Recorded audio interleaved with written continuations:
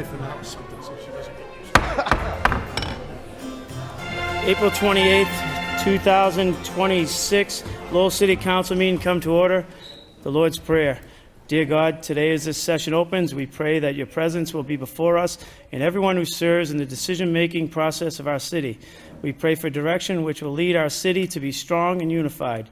May we continue the legacy of our founders. May we be granted this day the wisdom to make decisions which will be for the good of our city.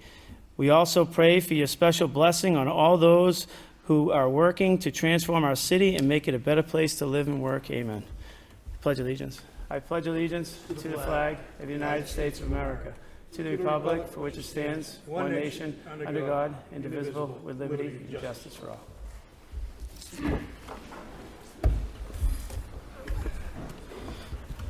Roll call, Mr. Clerk. Councilor McDonough. Councilor Mercier. Councilor Noon. Here. Councilor Robinson. Here. Councilor Rourke. Here. Councilor Scott. Here. Councilor Chow. Here. Councilor Dakota. Here.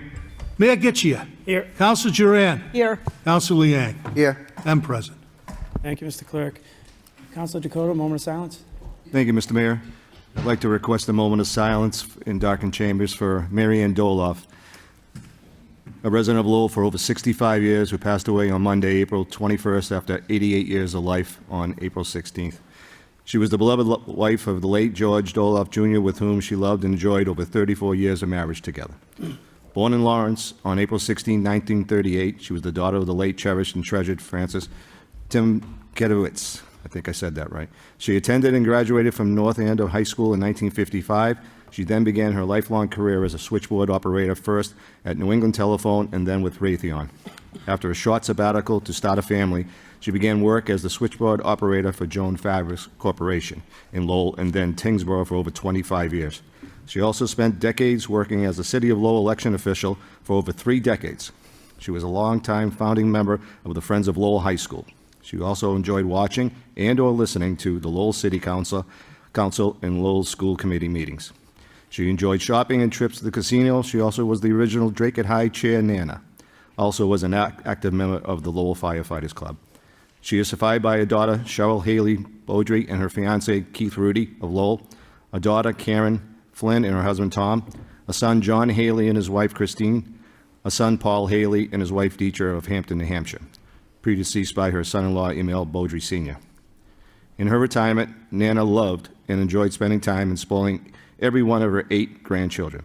Her beloved grandkids included Emil Beaudry Jr. and his partner, Natasha Haley Flynn, and her fiance, Andrew Damaris, Jacob Flynn, Nathaniel and Alexander Haley, Ella, Fiona, and Lola Haley.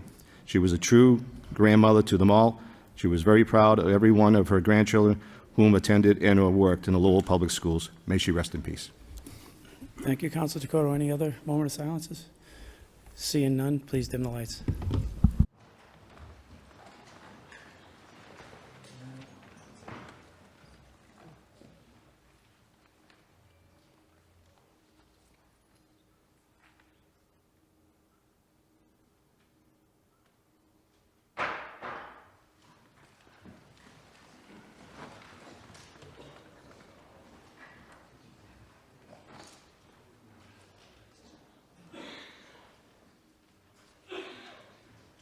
Two, Mayor's Business, 2.1, Communication, Remote Zoom Participation. Motion to accept and place on file by Councilor Chow, seconded by Councilor Dakota. All in favor signify by saying aye. Any opposed? So ordered. 2.2, Citation. If Erastus would come to the microphone. Is Erastus in here?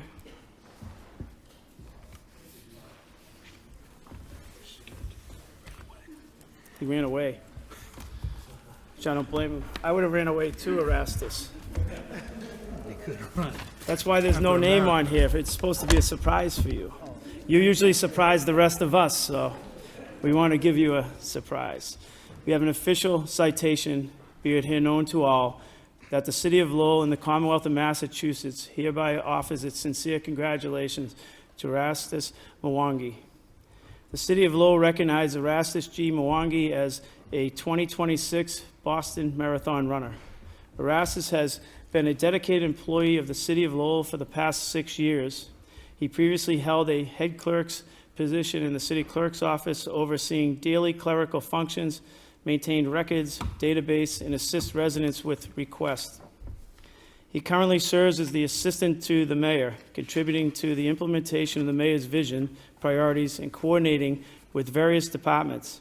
In his role, he holds a valuable position that maintains the daily operations of the mayor's office. Erastus's marathon journey was not easy. Around this time last year, he was preparing for the Boston Marathon, where he found life-altering news that he had a brain tumor. Since then, he has worked tirelessly to cross that finish line. At the 130th Boston Marathon, he had done just that. Through his hard work and resilience, he crossed the finish line in under 5 hours.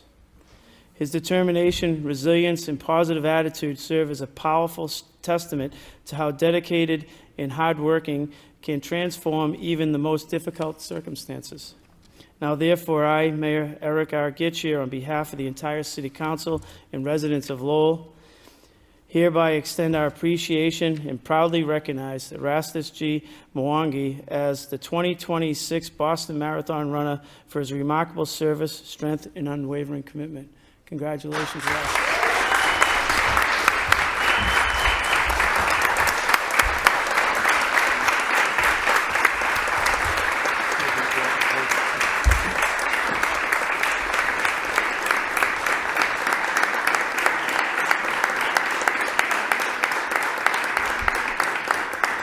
Erastus, I just want to say you still beat Rook and Golden. I think they may be still running. But if you have anything to say, Erastus. I wasn't prepared for this, but thank you, everyone, and thank you for the support. And I don't know, last year, time like this, actually, I was still recovering from my surgery, and I'm very grateful to be here today, and thank you all for your support. I know it was tough for me, and all of you stood by me. I know the new city councilors too. You came and supported me as well, and I do appreciate that a lot, and thank you all.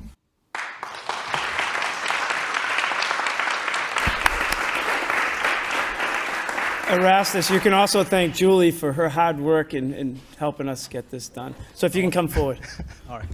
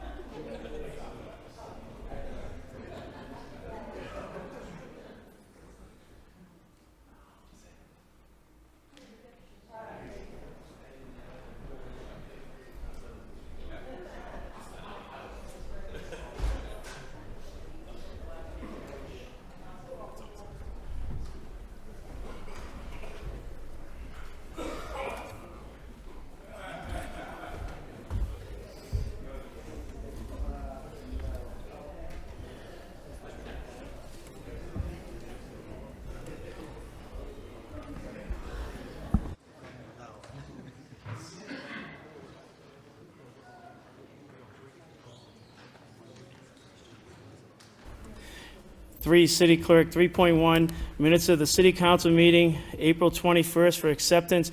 Motion to accept and place on file by Councilor Robinson, seconded by Councilor Noon. All in favor signify by saying aye. Any opposed? So ordered. 4, general public hearings. We'll wait till 7 o'clock. Mr. Mayor, Councilor Robinson. can I please make a motion to take 6.4 out of order?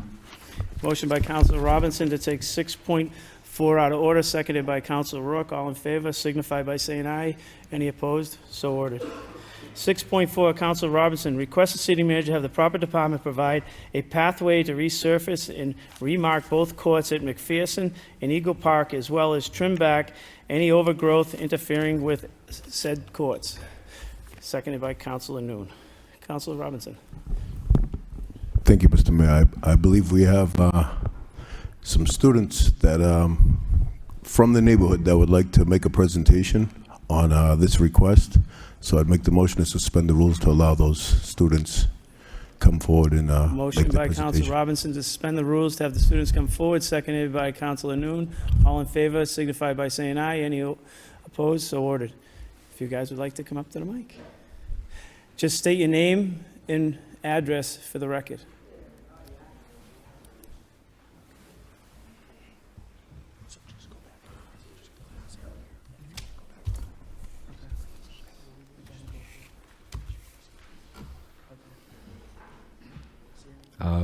My name is John Rodriguez, and I live in Lowell, 40 Aiken Avenue. My name is Gemini Rivera. I live 36 Aiken Ave. My name is Joandy Santana. I live in Lowell, 71 Varnum Avenue. So we're just waiting for the presentation to start? Huh? You can move it down? Okay. There you go. Have you ever felt like playing basketball at your local court and noticed everything worn down, even like the lines with and no hoops to shoot in?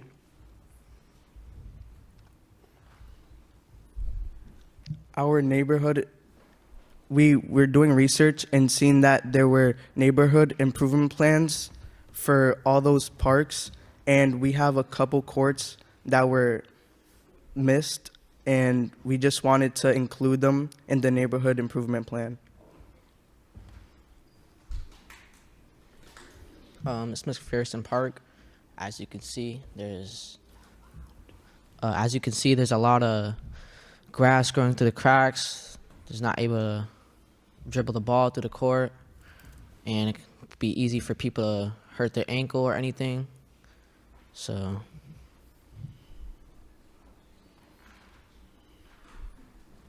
And this is Eagle Park. As you can see, most of the lines are faded away, so you wouldn't really be able to see where the three-point line is and where you'd be able to shoot. And with this picture of the trees, it shows how overgrown the trees are, and it can block your shot from the corner, and it interferes with the game. And yeah. We had a couple research questions while doing our project, and these were: how can we bring attention to the basketball courts that needed rebuilding? How much would it cost to remodel/rebuild? And how much % of the community are willing to use the courts?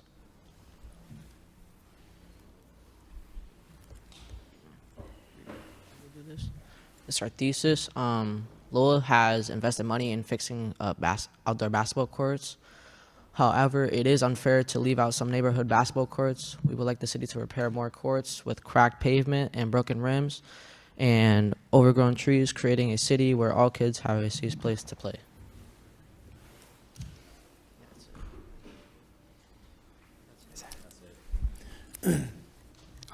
That's our presentation, and we don't really have anything else to say.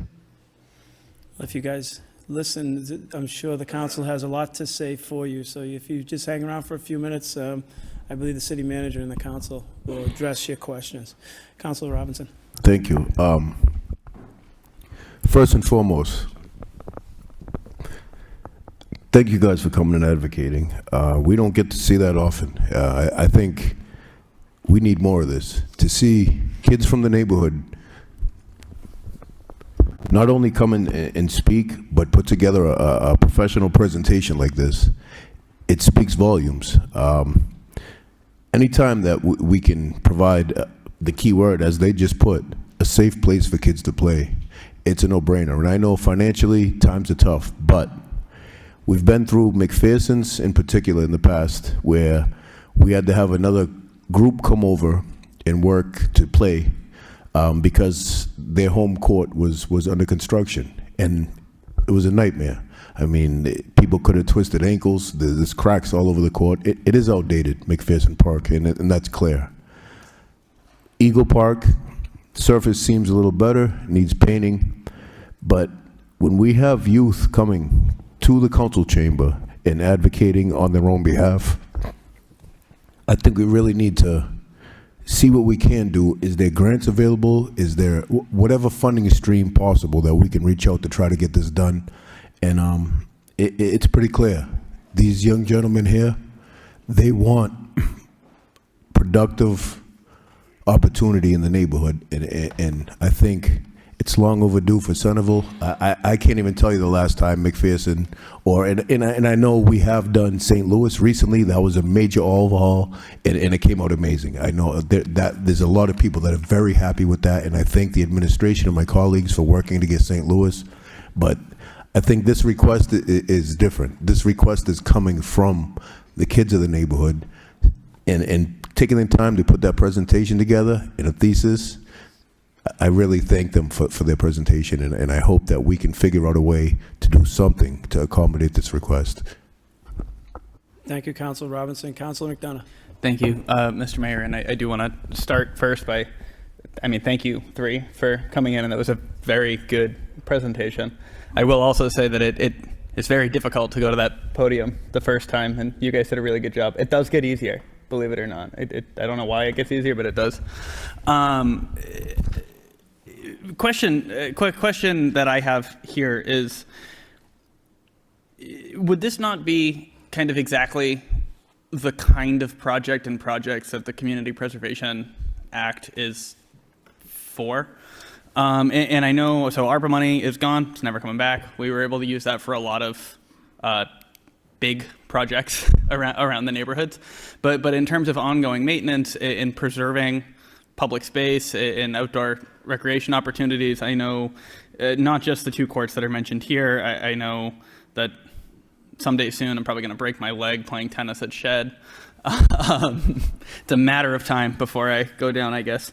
But to me, when I look at the Community Preservation Act and what other communities are able to do with that, I would hope that, going forward, where we get to use, a decent portion of that fund for outdoor space, that we're able to, as a city, I hope we will aggressively pursue some CPA funds for court maintenance, court remodels, and preserving even some of these smaller scale community parks, because the costs do add up, and it does seem that we have a funding mechanism in place, potentially. Thank you.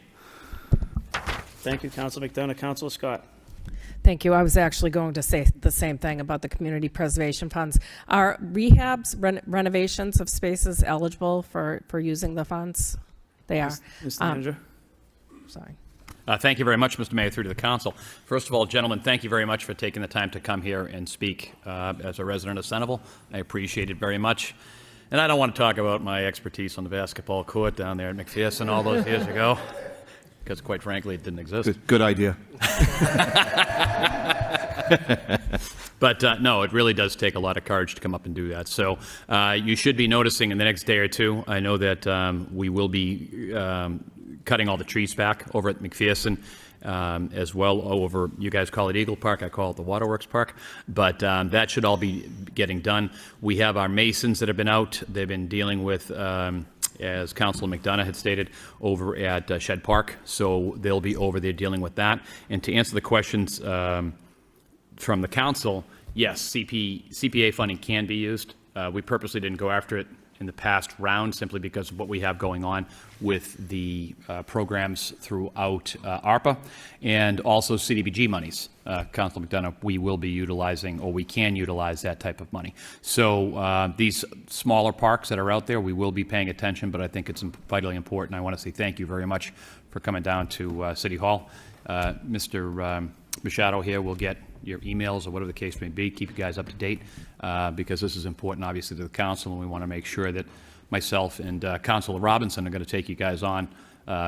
Well, maybe we'll get, I don't know who we're going to get for a third. I'll leave it up to you. But, yeah, Mel's from Centerville, so maybe we can bring her. But I sincerely and honestly, thank you for coming down and bringing this forward. But Mr. Machado will be in touch with you guys via email. Thank you, Mr. Manager. Thank you, Councilor Scott. Councilor Dakota. Thank you, Mr. Mayor. Actually, I was speaking with Mr. St. Cyr this morning and concerning the Bailey School playground, and he had mentioned that Eagle Park probably will be done in the next 2 to 3 weeks, the new striping. So get your basketballs ready, all right? So you guys will be ready to go, all right? Good. Thank you very much, Mr. Mayor. Thank you, Councilor Dakota. Councilor Chow. Thank you, Mr. Mayor. Thank you, gentlemen, for coming to speak on the basketball court. As the manager mentioned, most of us here, we grew up playing basketball, and we were superstars back in the old days, the days of Larry Bird, Kareem Abdul, and Magic Johnson. We were superstars back then, but we have retired. But basketball is still a very important part of growing up. It's part of everyday games and lives. And I love to hear that you guys go out to play every day instead of being on the mobile phones and so forth. So good job staying active. Mr. Manager, I think a few of my colleagues sort of mentioned this, sort of extended the idea already. If we could maybe look at all the other basketball courts throughout the city, especially basketball courts that are not connected to a major park. I know we've been focusing on investment in open space, green space, in large parks, but there are basketball courts that stand alone and they might have been overlooked. So if you could look at all the basketball courts throughout the city that stand alone, that have not been repaired yet, that'd be great. Thank you. Thank you, Councilor Chow. Councilor Noon. Thank you, Mr. Mayor. Thank you guys for coming out, coming down to speak.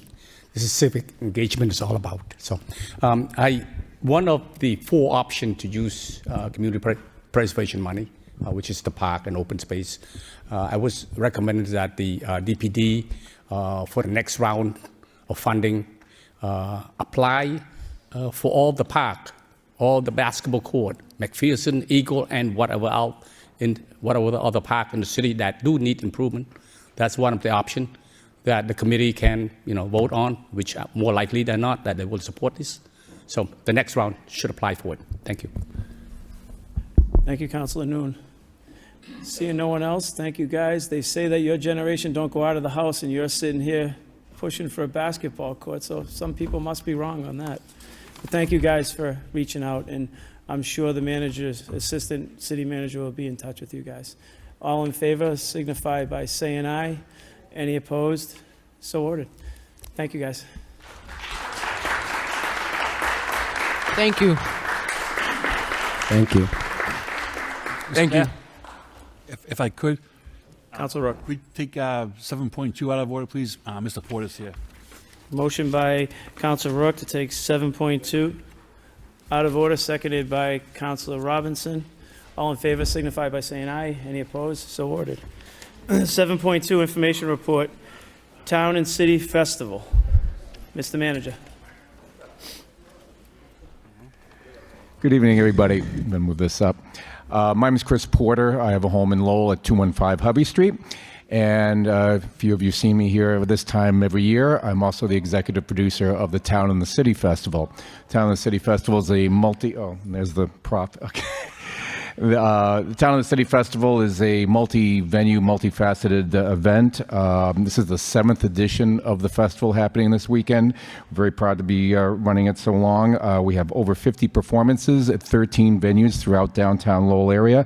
There's a kickoff show at Taffeta Music Hall on Thursday with prominent Boston band Future Teens. On Friday, we will be running 7 venues. On Saturday, 11 venues, including what I'm exceptionally excited about is our first-time partnership with the City of Lowell in celebration. Of course, we're celebrating the bicentennial this year.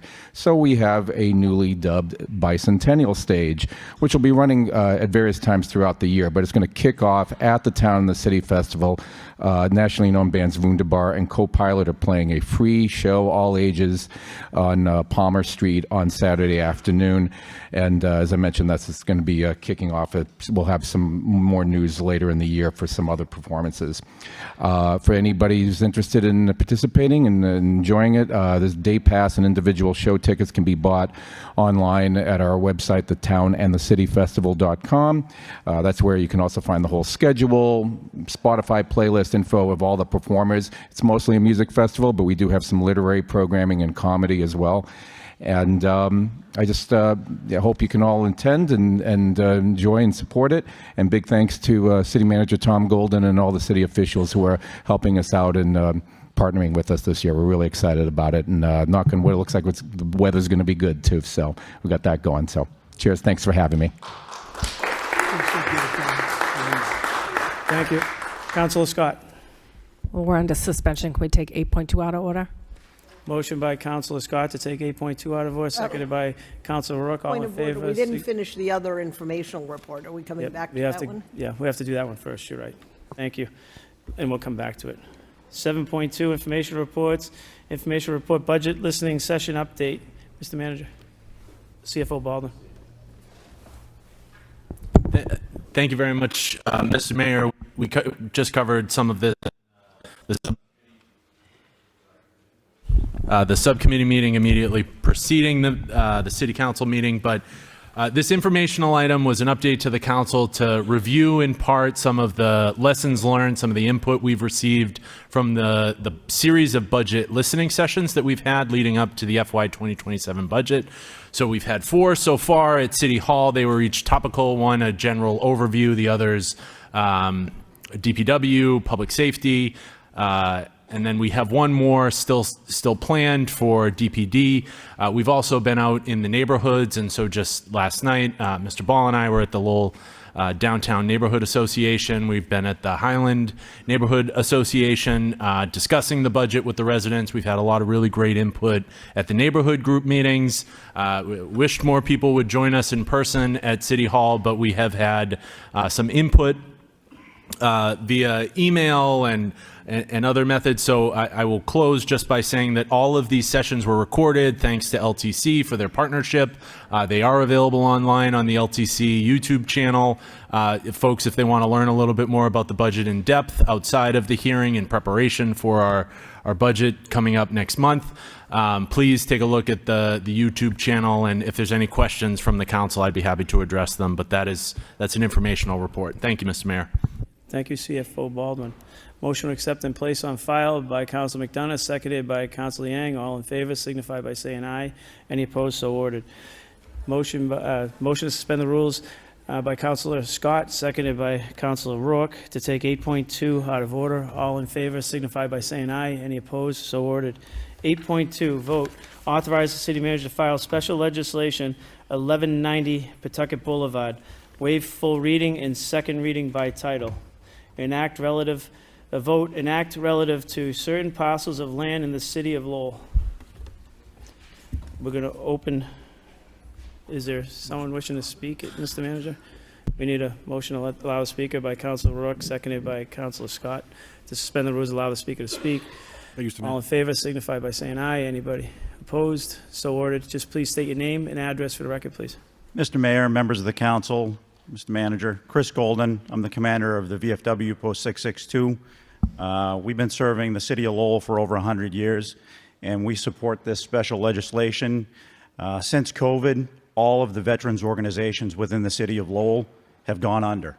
We're the last active veterans organization within the city, and we would love the opportunity. State your address for the record? We would love the opportunity to bid on this property. Mr. Golden, can we just state our address for the record, your address? 7 Swan Road, Tingsboro. Thank you. Sorry. We would love the opportunity to bid on this property to build a veterans home for all veterans within the city of Lowell, all veterans organizations that have gone under since COVID. I've been in contact with them personally, and they would love a place to meet and organize. So thank you for allowing us the opportunity to speak to the council tonight. Thank you.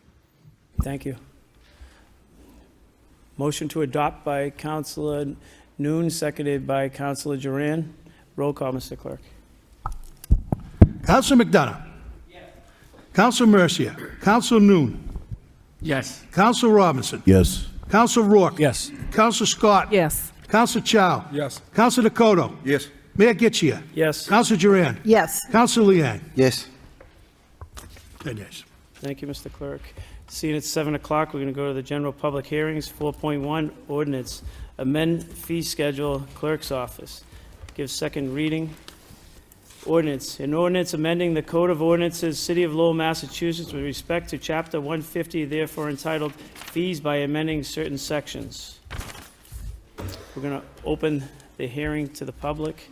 Anyone wishing to speak in favor? In favor? In favor. That portion of the hearing is closed. Anybody wishing to speak in opposition? Opposition? Opposition? That portion of the meeting is closed. Motion to adopt by Councilor Rourke, seconded by Councilor Duran. I am going to sustain from this one, so roll call, Mr. Clerk. Council McDonough. Councilor McDonough. Councilor McDonough. Thank you. Sorry. I have one question. Or I definitely have more than one question. I'm going to lead with one question.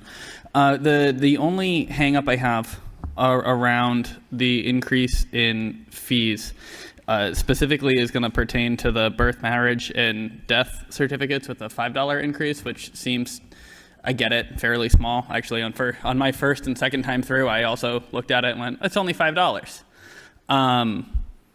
Then I started looking at other communities, and so I know one of them was Worcester. Worcester it's a $14 fee. Methuen's a $10 fee. Lawrence is a $10 fee. Unless I am wrong, which is okay. I'd love to be wrong here. And so my only concern, I guess, is that particular certificate is one.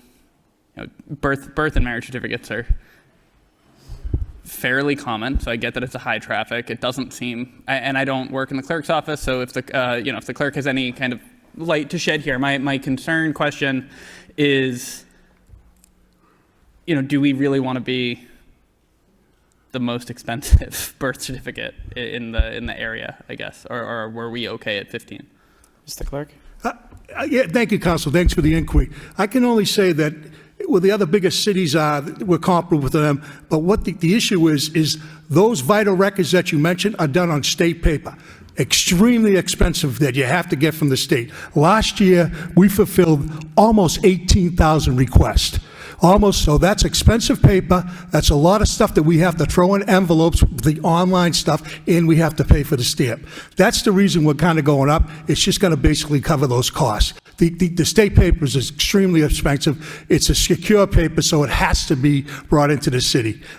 So that's kind of the reason for that increase. And thank you for the answer. I think that's kind of where my head was at before a few people had reached out with the question, and then I started looking. And part of me, quite honestly, I guess, Mr. Mayor, through you to the clerk, feels like this might be something that we're just the first ones to do it, and by the end of budget season, for all we know, 4 more communities are going to hop in line if this is how costs are going.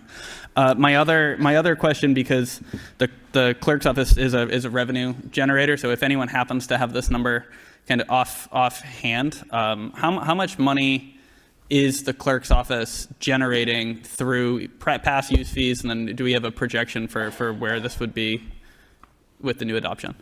Mr. Clerk. I think it's probably going to be basically with everything that we're included, and we're just kind of estimating. We went off 2025 for 2026. We went off those numbers, and we ran those numbers that would, if we didn't raise the fee, if we did raise the fee, it'd probably be another close to 100,000 in increased revenue. Maybe a little bit more because the requests are going to go up. That 17,000. That's just the vital records. We've got other stuff going on. So we just kind of based it off that because that's the most expensive element in terms of resources at our office. Thank you. Thank you, Councilor McDonough. Councilor Duran. Thank you very much. I just wanted to say I really appreciated this report because it did break down what the increase was on a per item basis, which was something I was starting to calculate myself until I saw this page existed, and showed the new things, and also showed that the last update was in 2014, so that this is not something that has been going up every year, but really probably is worth an increase at this point. So thank you for the report. Thank you, Councilor Duran. Roll call. Councilor McDonough. Yes. Councilor Mercier. Councilor Noon. Yes. Councilor Robinson. Yes. Councilor Rourke. Yes. Councilor Scott. Yes. Councilor Chow. Yes. Councilor Dakota. Yes. Mayor Getchia. Councilor Duran. Yes. Councilor Liang. Yes. 9 yeas. Thank you, Mr. Clerk. 5 utility public hearings. 5.1 Boston Gas requests permission to replace existing cast iron gas main at 24 to 360 Gorham Street. Public hearings are now open. Anybody wishing to speak in favor? Please state your name and address for the record. Diana Cuddy, National Grid, 170 Data Drive, Waltham, Massachusetts. I'm here in favor of this petition. for the gas main replacement. This is a project that we've had in our radar. It's one of the ones that we are actually getting reimbursed for from the DPU. From the DPU. It's has a leak-prone pipe, has a leak history that meets the qualifications to comply with getting the grant from the DPU to replace it. Thank you. You might want to hang around. There might be some questions from the council after. Anyone else wishing to speak in favor? In favor? In favor. That portion of the hearing is closed. Anyone wishing to speak in opposition?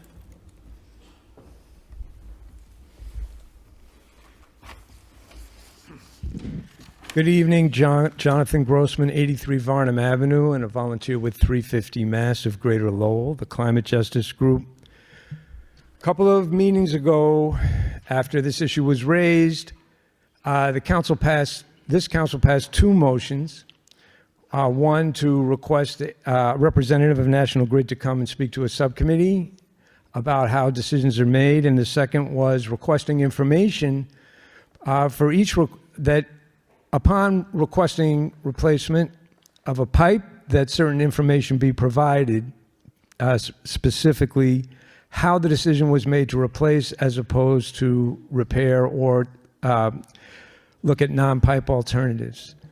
And my question is whether this information has been provided, and to save time, there's two requests. I don't want to get up and repeat this unless you want me to. So there's two requests, and whether that information has been provided, and if so, if it could be made public, because I didn't see it looking at the agenda.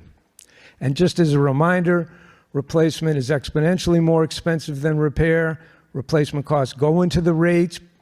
Replacement costs increase the asset value for the company and therefore increase their return on investment, so they have an incentive, and that's why this information is important. Thank you. Thank you. Anyone else wishing to speak in opposition? In opposition? In opposition. That portion of the hearing is closed. What's the wish of the body?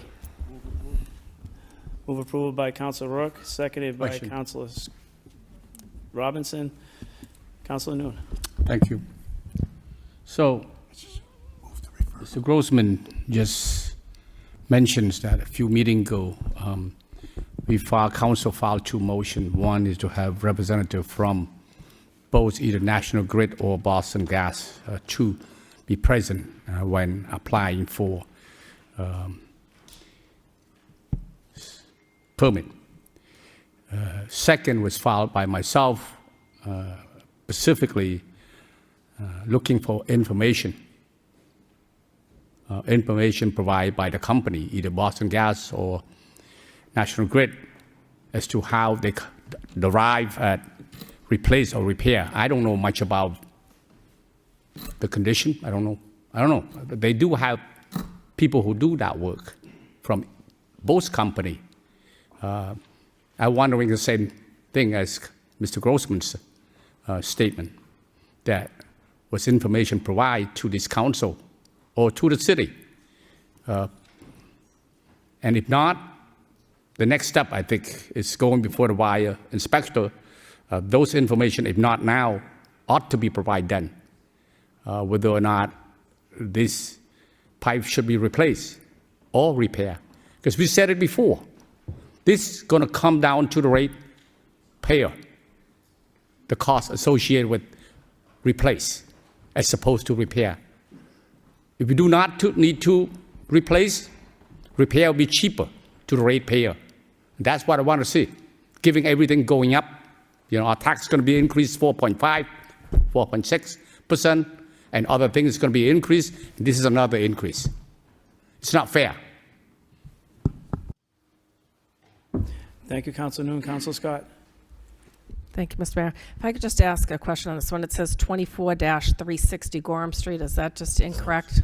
Or is that's not the actual address for this? It's from 24 to... all the way from 24 to 360? Yeah, 360. And now, will this area be repaved when it's completed? Obviously, we ran into problems on Quebec Street. It was left a total disaster that you couldn't even drive down it. It was so bad, the temporary paving job that was done. Yeah, they'll do a temporary paving job, and then they'll go back and do a final restoration. And is it the full width of the road, or is it a partial restoration? What she's asking you, is it curb to curb? Typically not unless the street has recently been paved and it's under paving moratorium. Okay, I would just hope that does we're go back to the ratepayers, so we have to go back to the project sponsor to see if they would be interested in spending the extra money. This particular project is not paid for by the ratepayers. It's part of a pocket of money the DPU has set aside for getting rid of leak-prone pipe. Okay, so I would just hope that we keep a really close eye, I guess, on the work. Like I said, you could not even drive down Quebec Street with the temporary patching work that was done. So, thank you. Councilor Noon. Thank you, Mr. Mayor. Just follow up on Councilor Scott comment or question regarding the temporary paving, right? So through you, Mr. Mayor, to Deputy Director. So if the temporary patch is not good enough, they still have bond. With the city still have hold bond on that, right? Can we go after them to have a proper paving? Second paving, third paving, whatever, how many paving they have to do? Maybe through the mayor. Mr. Manager? To the manager. Thank you very much, Mr. Mayor, through to the council. Councilor, so the winter patches, and I'll gladly lean on some expertise here, but the winter patches, they come in, those are temporary patches. And then they have to come back, National Grid would have to come back in the spring, summer to make those temporary patches more permanent. So if that's the question you're asking, it all depends on where the street is in regards to our paving schedule. So in our paving schedule, for instance, I'm trying to think of any one of the streets we just redid. The only time we go curb to curb from the city standpoint is to make sure that all the infrastructure underneath, i.e. National Grid, water, et cetera, are in good order. In this manner, that section of Gorham Street, it would be temporary patched, and then we would be looking for 2 feet, I believe, on either side to make sure that that is more permanently completed. Sometimes what people are seeing out there is emergency situations over the winter, and those trenches are doing exactly what we anticipate they would do. They would sink in, and then it's the responsibility of National Grid, and I believe for the next 5 years, to quote-unquote own that trench to make sure that is in good order. It is also our job from the engineer's office upstairs to make sure that is the case, that it's properly compacted and then properly dealt with. Normally, not all the time, but normally when the grid or any one of the companies that come in, they have a pretty good track record in the past 4 years to ensure that those trenches are in good order. Now, that's not to say that there aren't some from previous years that are not, but I think our engineers have done a pretty good litmus test on making sure that that is happening, if that answers your question, Councilor. Thank you. Thank you, Councilor Noon. Councilor Duran. Thank you very much. I guess I'm trying to understand what the next step is with any of these Boston Gas requests tonight. So I understand that there will be a motion to refer to the wire inspector for a report and recommendation. And then what happens? So, how many bites of the apple do we as a council get to get the information that we have been asking for? I do know it's hard to schedule subcommittee meetings. There's not that many days in the week for all that we need, but we really do need this information to make informed decisions about these requests that come at us almost weekly. Manager Golden. Thank you very much, Mr. Mayor, through the council. So, council, as we are waiting on a subcommittee meeting with the company, Assistant City Manager Machado has been in touch with the company, our contact on this side, to gladly come in and talk about the differences between, say, cast iron, steel, and plastic, and to talk about what DPU's charge is, if you would, going after cast iron and the things that are more likely more leak prone. So that the cast iron pieces here are typically, and once again I'll let the representative from National Grid state this, but typically your cast iron pipes are your oldest pipes that are more, I don't want to say more likely to leak, but are more prone to leaks. So the stuff before us tonight, I believe both are cast iron, and I think the third one is an electric conduit. But we'll continue to push the company, and quite frankly, right now, I don't think that they haven't been, it's just scheduling a time to get before the subcommittee to have these further discussions. And I'm not so sure. But, oh, sorry. Oh, no. Oh, did you hear me? I was just going to say that I was virtually attending the last meeting, and I did bring all the information back. So my understanding was it was gas and electric. I only handle the gas side. So Curtis Davis, who is a representative that works closely with the city manager, he is going to assemble a group and is happy to come to the subcommittee meeting. So that is already definitely in the works so far. I just didn't have the ability to bring in electric people too. So that's... No, thank you. And so, but so the wire inspector makes a recommendation, like I said, what happens with that recommendation? To whom does that recommendation go? How does this process work? Mr. Manager? Thank you, Mr. Mayor, through to the council. After the wire inspection, the wire inspector looks at this, they review the folder, and then they'll bring it back to the council. Thank you. Councilor Liang? Thank you, Mr. Mayor. Thank you, Councilor Scott, also to mention about the paving, and also a special thanks to Mr. Machado, who taught me a little bit about the, I guess, the difference between the National Grid's paving, and also, I didn't know that. I didn't know that as part of the paving also it belonged to National Grid that's supposed to do the job. So thank you for that. I think even though it's a patchwork, it should be a good enough work for the the commuters. If you've seen the Hastings Street, it looked like a surgery gone wrong, So I believe that we need to actually be on the ball a little bit just to see when it's done, how much can we do to make sure it's safe. And I believe that our city's been doing a really good job, about doing some of the, I guess, the paving of the street. But again, I didn't realize that National Grid did that, and I want to make sure that we inspect the work, or at least make sure that it's good enough, for the period of time that people will be using it. And again, I encourage you to take a look at Hastings Street. You can see it from here to there. And again, thank you, and I hope we will be keep reviewing this to see that it's really good. Even though it's a patchwork in between a period of time, it should be good enough and should not be putting people in danger when they're driving. Thank you. Thank you, Councilor Liang. There's a motion on the floor by Councilor Rourke and seconded by Councilor Robinson to refer it to the wire inspector for report and recommendation. All in favor signify by saying aye. Any opposed? So ordered. 5.2, Boston Gas requests permission to replace the existing cast iron gas main at 67 to 94 Kinsman Street. I'm going to open the hearing. We're going to open the hearing. Those National wishing to Grid. speak in favor. I'm speaking in favor of 170 Data Drive, Waltham, Massachusetts. This particular project, the city was doing some sewer work and encroached in our corridor, so we need to move our gas pipe out of the way. It's a short main replacement, and that is the reason for this. Thank you. Anyone else wishing to speak in favor? In favor? In favor. That portion of the hearing is closed. Anyone wishing to speak in opposition? Hi, I'm Annie Kiofila from 6163 Gorham Street, so that's the street adjacent to Kinsman. We're always in the middle of construction, like every time there's construction on Kinsman Street or Irving Street, our street gets torn up all the time. But the last, I think it was Kojak Development, they paved it very nicely. My concern is more so around, is it gonna be patched up nicely? There's a lot of kids in the neighborhood now, right?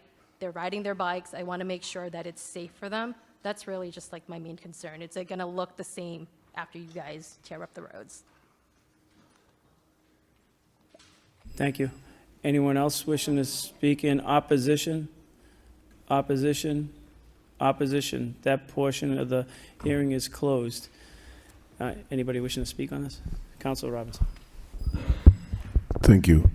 Through you to the city manager, if this road is newly paved, are we allowing patchwork on a newly paved road still?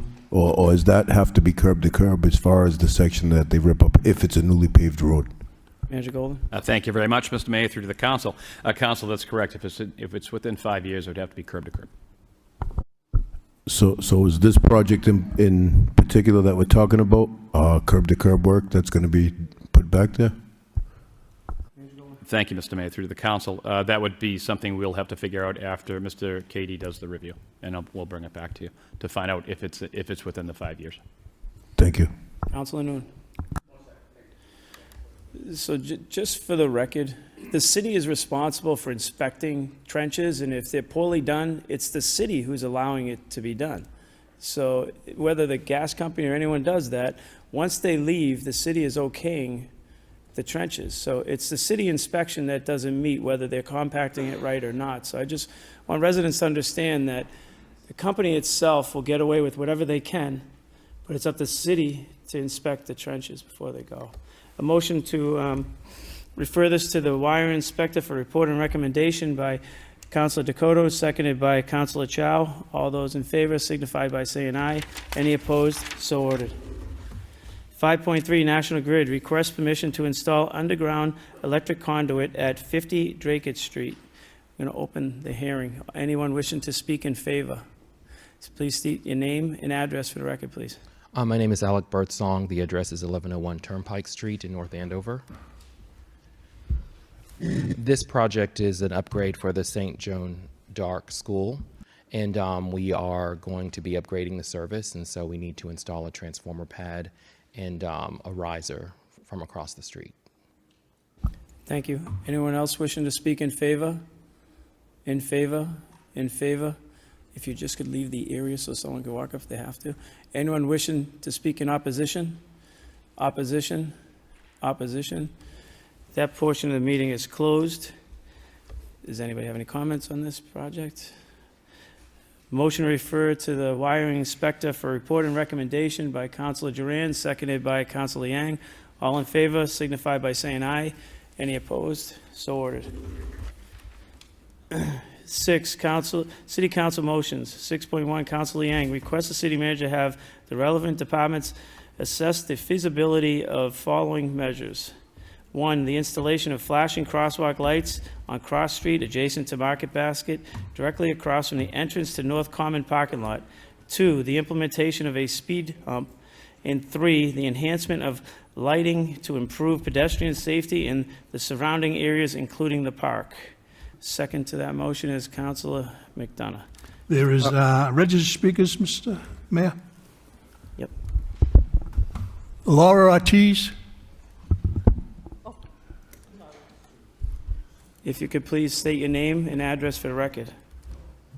Sure. My name is Laura Ortiz, and I live in Lowell. My address is P.O. Box 1. Ma'am, we're asking you for your record, for your address, not where you live, your address. And you also approached me out in the hallway and mentioned the Lowell police and also stated that you were not going to allow me to... No one mentioned the Lowell police. What we said to you was you need to state your name and you said that you address had for a the record. discussion with the law office outside We will of this strike open meeting. we will strike your conversation from the record if you do not provide the information that are part of the council rules. I gave you valid address. If we can, Continued if harassment. you're not willing to give, Constitution allows if me you're to not willing to deny give me. your address for the record, the council rules clearly state. And you were given you an need order that. to cease and desist. We're going to give you harassment over my we're going to give you another in August. opportunity to do that. I gave We're you going an to have you address. removed I from the gave you council the legal chambers. address, which is P.O. Box 103. You That know is that not I an live in address. Mass, and this is just If you continued could, harassment. if you could back away from the microphone because you're unwilling to give your address for the record. Okay, well, then you want the taxpayers to have a loss. We're asking you to And back mentioned away that you from. wanted me to bring my lawyers and to bring it on. Thank you for threatening us with your lawyers. Have a great day. Next speaker, Mr. Clerk. Amanda Gregory. Hi, good evening, everyone. My name is Amanda Gregory. I live in 246 Market Street, apartment 445. I'm here, I thank you, Council Liang and Council Robinson, for support us. This is what happened, that we are very concerned about the park, the field, the baseball field. This afternoon, 5:30, we have a fight with one of the parents of our team. We called the police, and the police said that they didn't report it in anything. But the police said if we want a police present there, we need to pay for it. I don't think that would be right. It's for safety of the children. I'm here for the safety of the children. And here is the safety to have a light around the park, but also the safety to have a police around to when we have when we have games and also when we have practice. This evening, 5 to 7 year old was there. Parent was very concerned. We were very scared. This is a field that costs $1 million, and this is a field that maybe we cannot play there because we're concerned. The kids on Saturday, it was another fight when we were there. So the parents concerned, the coach is concerned, and Maria Claudio, this CEO, is concerned. I don't know what you can do for us, for the safety of the children, for the safety of the community, and for the safety of the parents. We are there just to play game. There's a lot of kids there that not belong, and they're causing a lot of fight. There's a lot of fight, a lot of gunshot, a lot of things going on there. Yes, we need, thank you, Council Liang. We need a lot of, we need safety. We need a lot of police there to find out what we can do in that area or the acre, because it's very, very dangerous. Thank you so much. Thank you. Is there any other registered speakers? No, that's it, Mr. Mayor. Council Liang. Wow, I did not know that. Well, thank you. Thank you, Mr. Mayor, and thank you to the speaker. When I first heard about this, was that I understand there's a lot of people who are afraid to still can't come out and speak about what their needs around that area. So, and the last time I understood was that a couple of, maybe a week when on the day that we did the ribbon cutting, there was a fight there as well. I do really want to know what this thing about where we need to pay. We'll see what we can find out on that. This motion, while it's around safety in the neighborhood, it's let's start with the crosswalk there. We know that on the other side of Market Basket, there is a flashing crosswalk there, and so we just wanted to make sure that there's one on the other side as well. There's a lot of people actually crossing from that area, especially now when we have daylight and also a really nice baseball field and park for people to use. More pedestrian foot will be coming around that side. So I think it's really fair to have one on that side as well and not just on the other side. And the speed hump is another, I guess it doesn't cost a lot, but it would save people's life, especially when you have people getting off from Fletcher and speeding up toward Suffolk and Adam Street there. And so that would help if there's a way that a speed hump can be produced.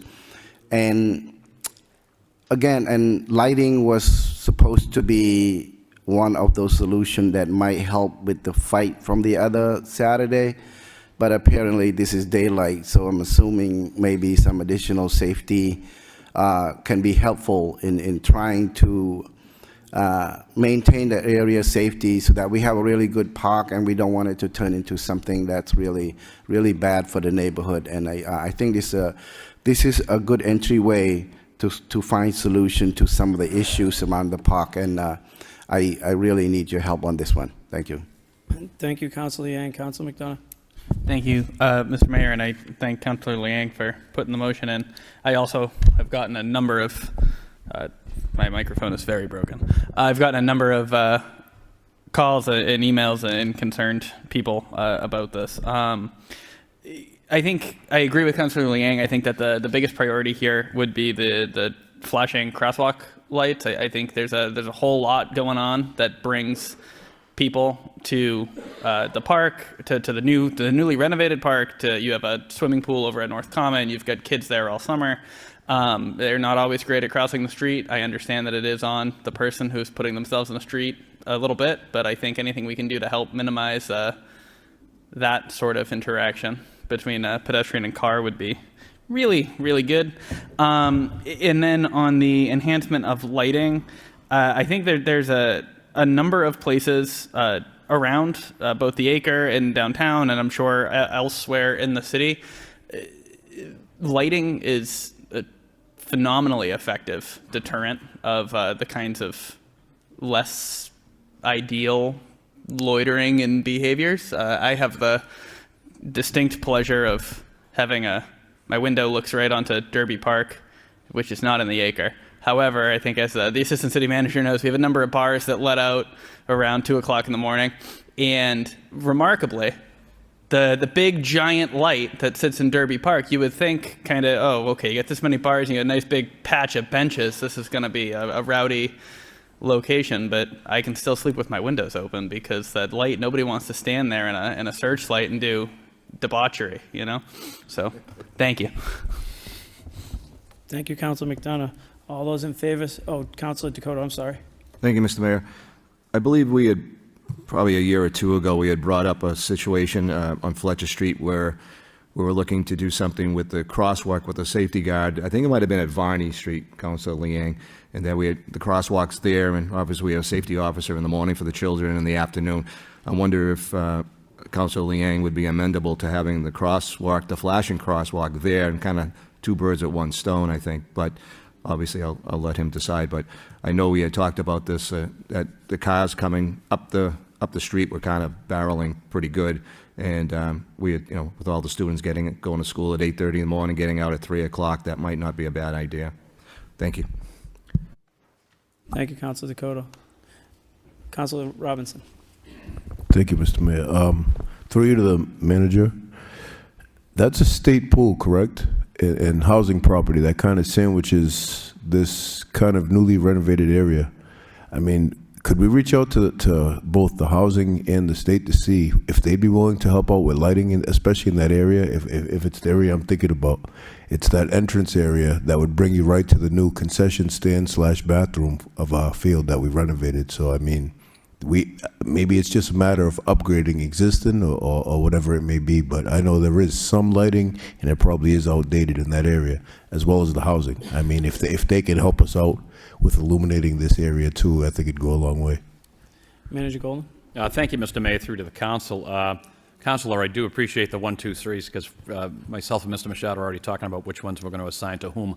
But this is something that we can attack, I think, and if Mr. Machado at the close of this meeting to Councilor Liang, if we could have a discussion as to exactly the lighting, just to make sure. I believe Councilor Robinson, that's what I believe it to be. I want to make sure that that is correct. But also I know that Ms. Altman has also looked at this area as well, so we will take a peek at that. And the speed humps, for some reason, I think there were a little bit of an issue there, and I don't recall why. But the lighting as well as the flashing crosswalk, something we have been working on, and I know we have things coming in. So we may not be able to accomplish all of these, but this is something we should be moving forward on. Thank you, Councilor Robinson. All in favor signify by saying aye. Any opposed? So ordered. 6.2, Councilor Robinson, Councilor Liang, request the city manager have the proper department provide a detailed explanation of the process used for city-funded projects and art installations. No second needed. Councilor Robinson. Thank you, Mr. Mayor. This came about with, again, the renovation of the ballpark, and it seems like we have a broken process, and I know the funding stream came from multiple places when we start looking at our installations, but I mean, we're at a location where it's next to the North Common.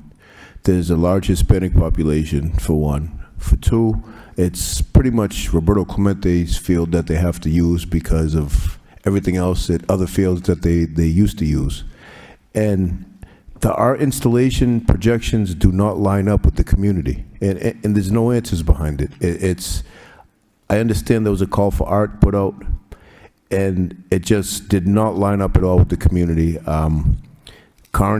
It's Carney Field. There was no reference for the family. Roberto Clemente, no reference to Roberto Clemente. I mean, we're looking to put ladybugs and other race cars on the side of buildings and concession stands in a community that's proud. They're proud of their athletes. And so it only makes sense.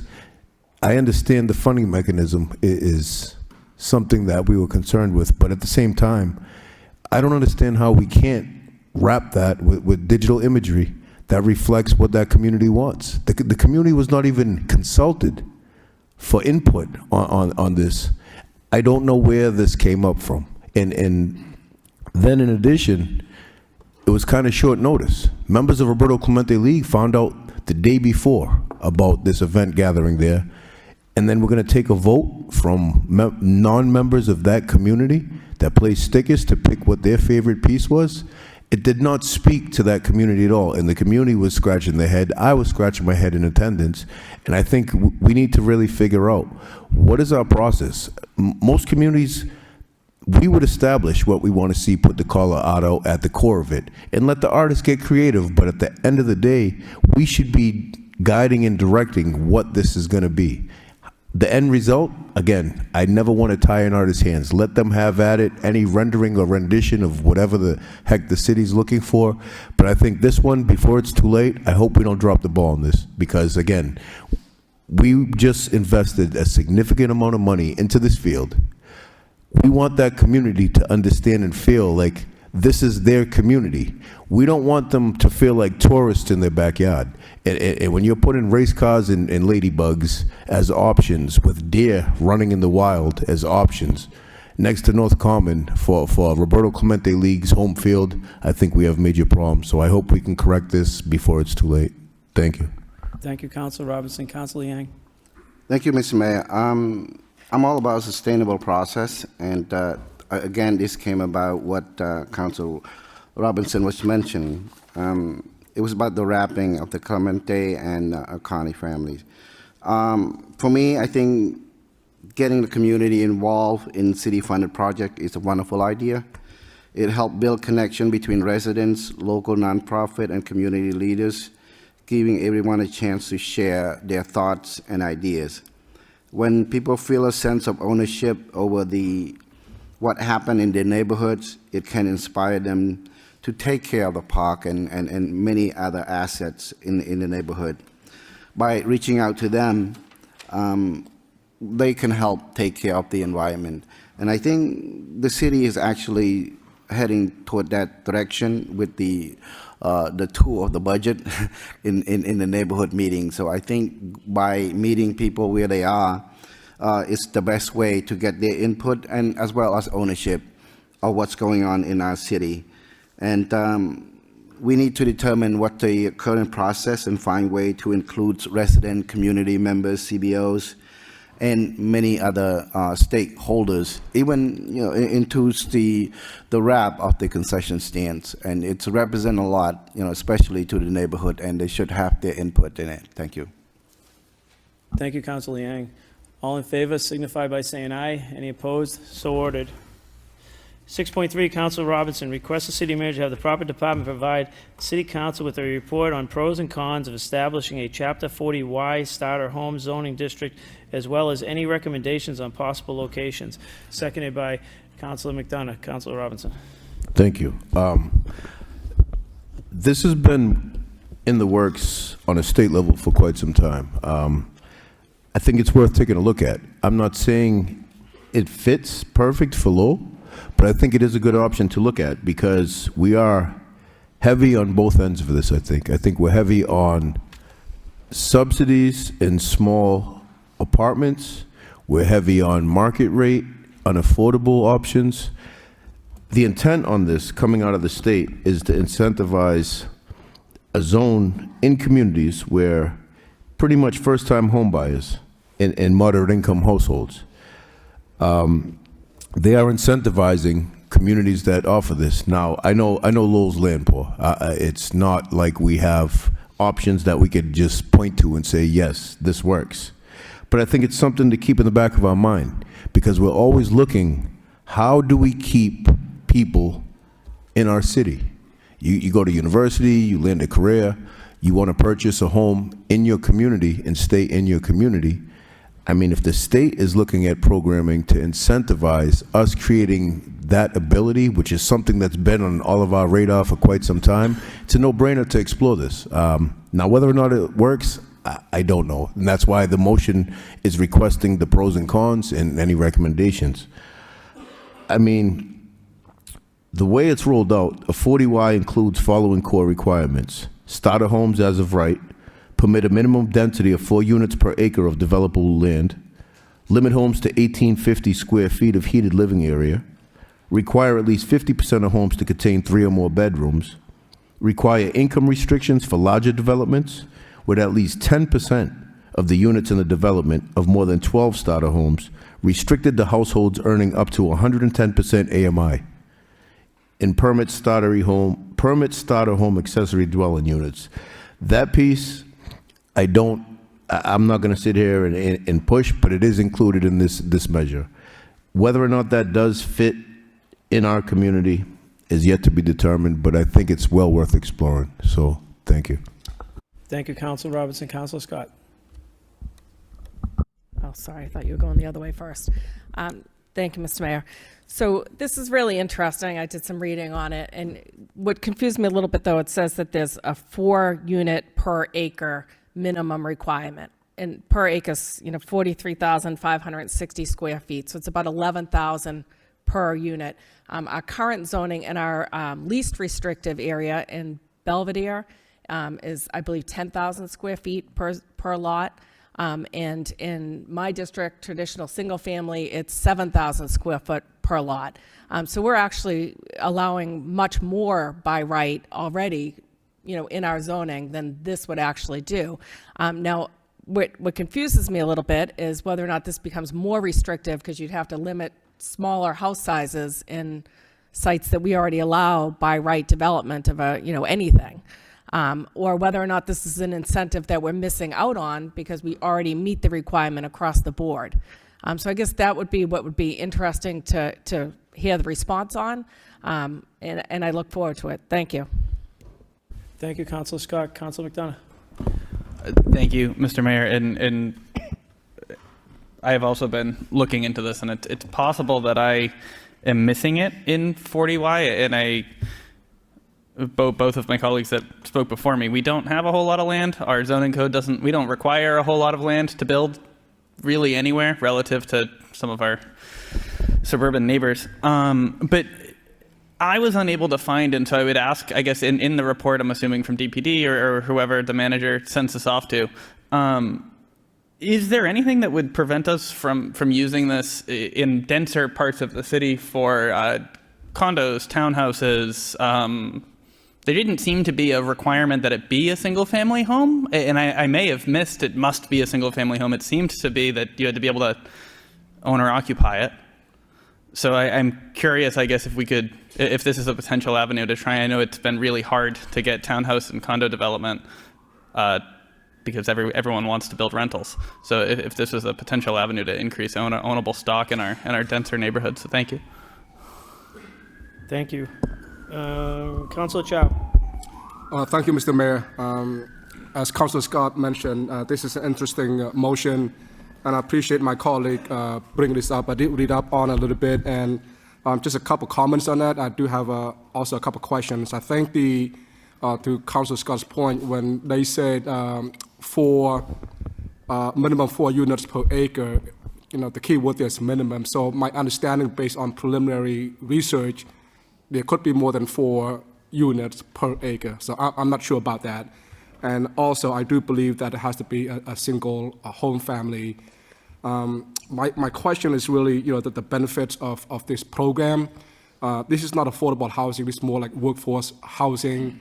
If it works, if there's a area for it, it really would help the young adults, the young professionals, the teachers, the firefighters that could this is a starter home. It's meant to be a starter home. It's not meant to be like affordable housing. The young professionals, they make more money than the AMI that would be qualified for affordable housing. So it would be good if it go forward. My question is about the funding, the benefits that come from the state, through you, Mr. Mayor, to the manager. When the state allows for up to $600,000 if this program were to be adopted in the city, up to $600,000, and there could be an additional $3,000 per unit built, where would that, and you don't have to answer this tonight, I don't want to put you on the spot, but it could be part of the report come back. What would the city be using that money for? And the second part is, I'm unclear about this, when would there be a designated area, like a large area that you have to designate for this 40Y housing? And to Councillor McDonough's point, would this go into an existing neighborhood where it's already dense? So, I would imagine this would have to be a designated area that you could develop 40Y housing only. So that's my only confusion. So if you have any answers tonight, I would like to hear, but if not, I would love to hear the report for that. We'll get back to you. Okay, thank you. Thank you. Councilor Robinson. Thank you. So the 40Y districts can be located in existing residential neighborhoods near town or village centers, along corridors or other locally identified areas, or in any other location chosen by the community, as long as the zoning meets Chapter 40Y requirements and is approved by EOHLC.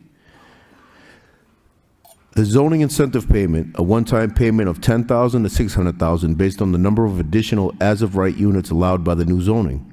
Density bonus payments, $3,000 per new unit when construction begins, and any applicable affordability requirements are recorded on homes that were not previously allowed as of right.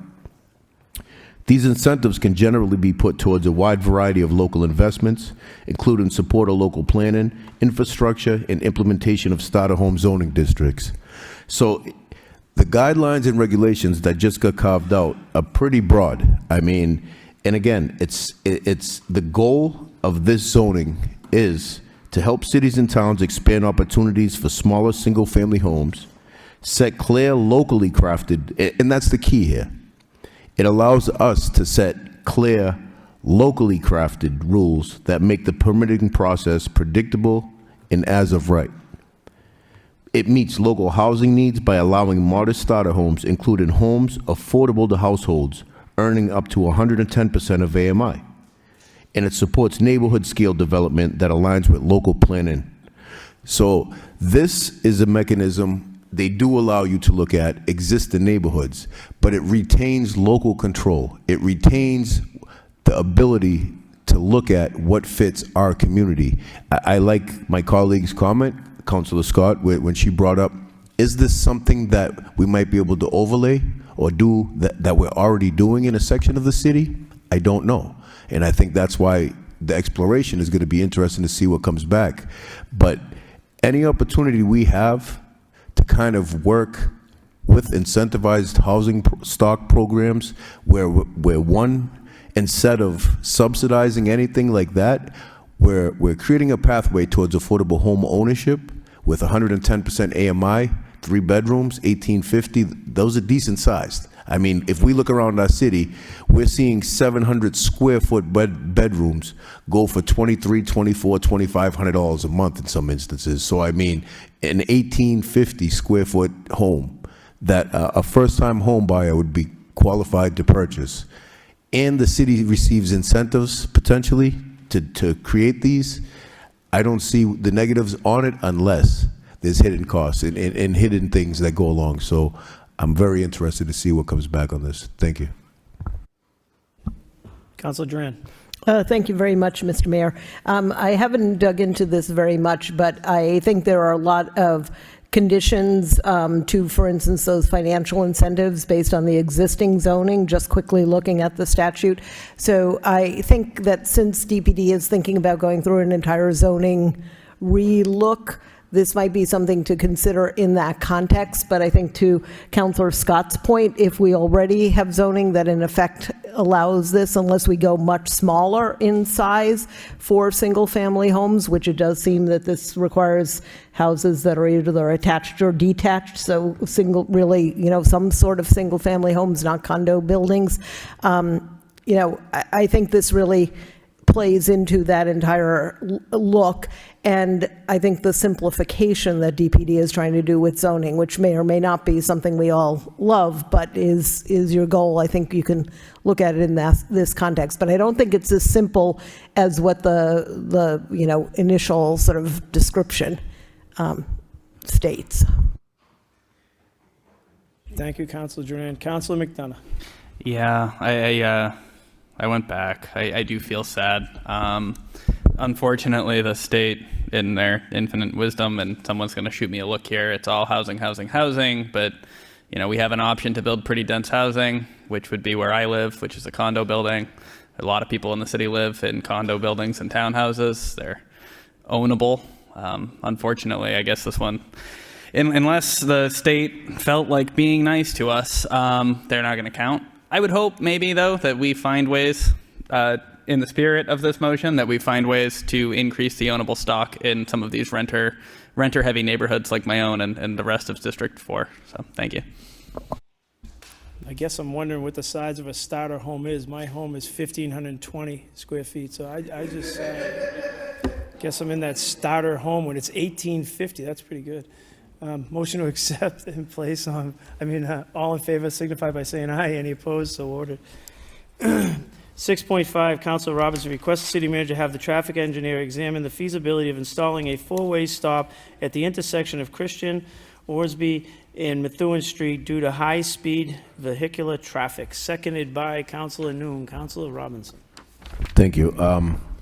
I was over in this area recently, and cars were going easily 40 to 60 miles an hour in some instances, heading outbound into like Dracut.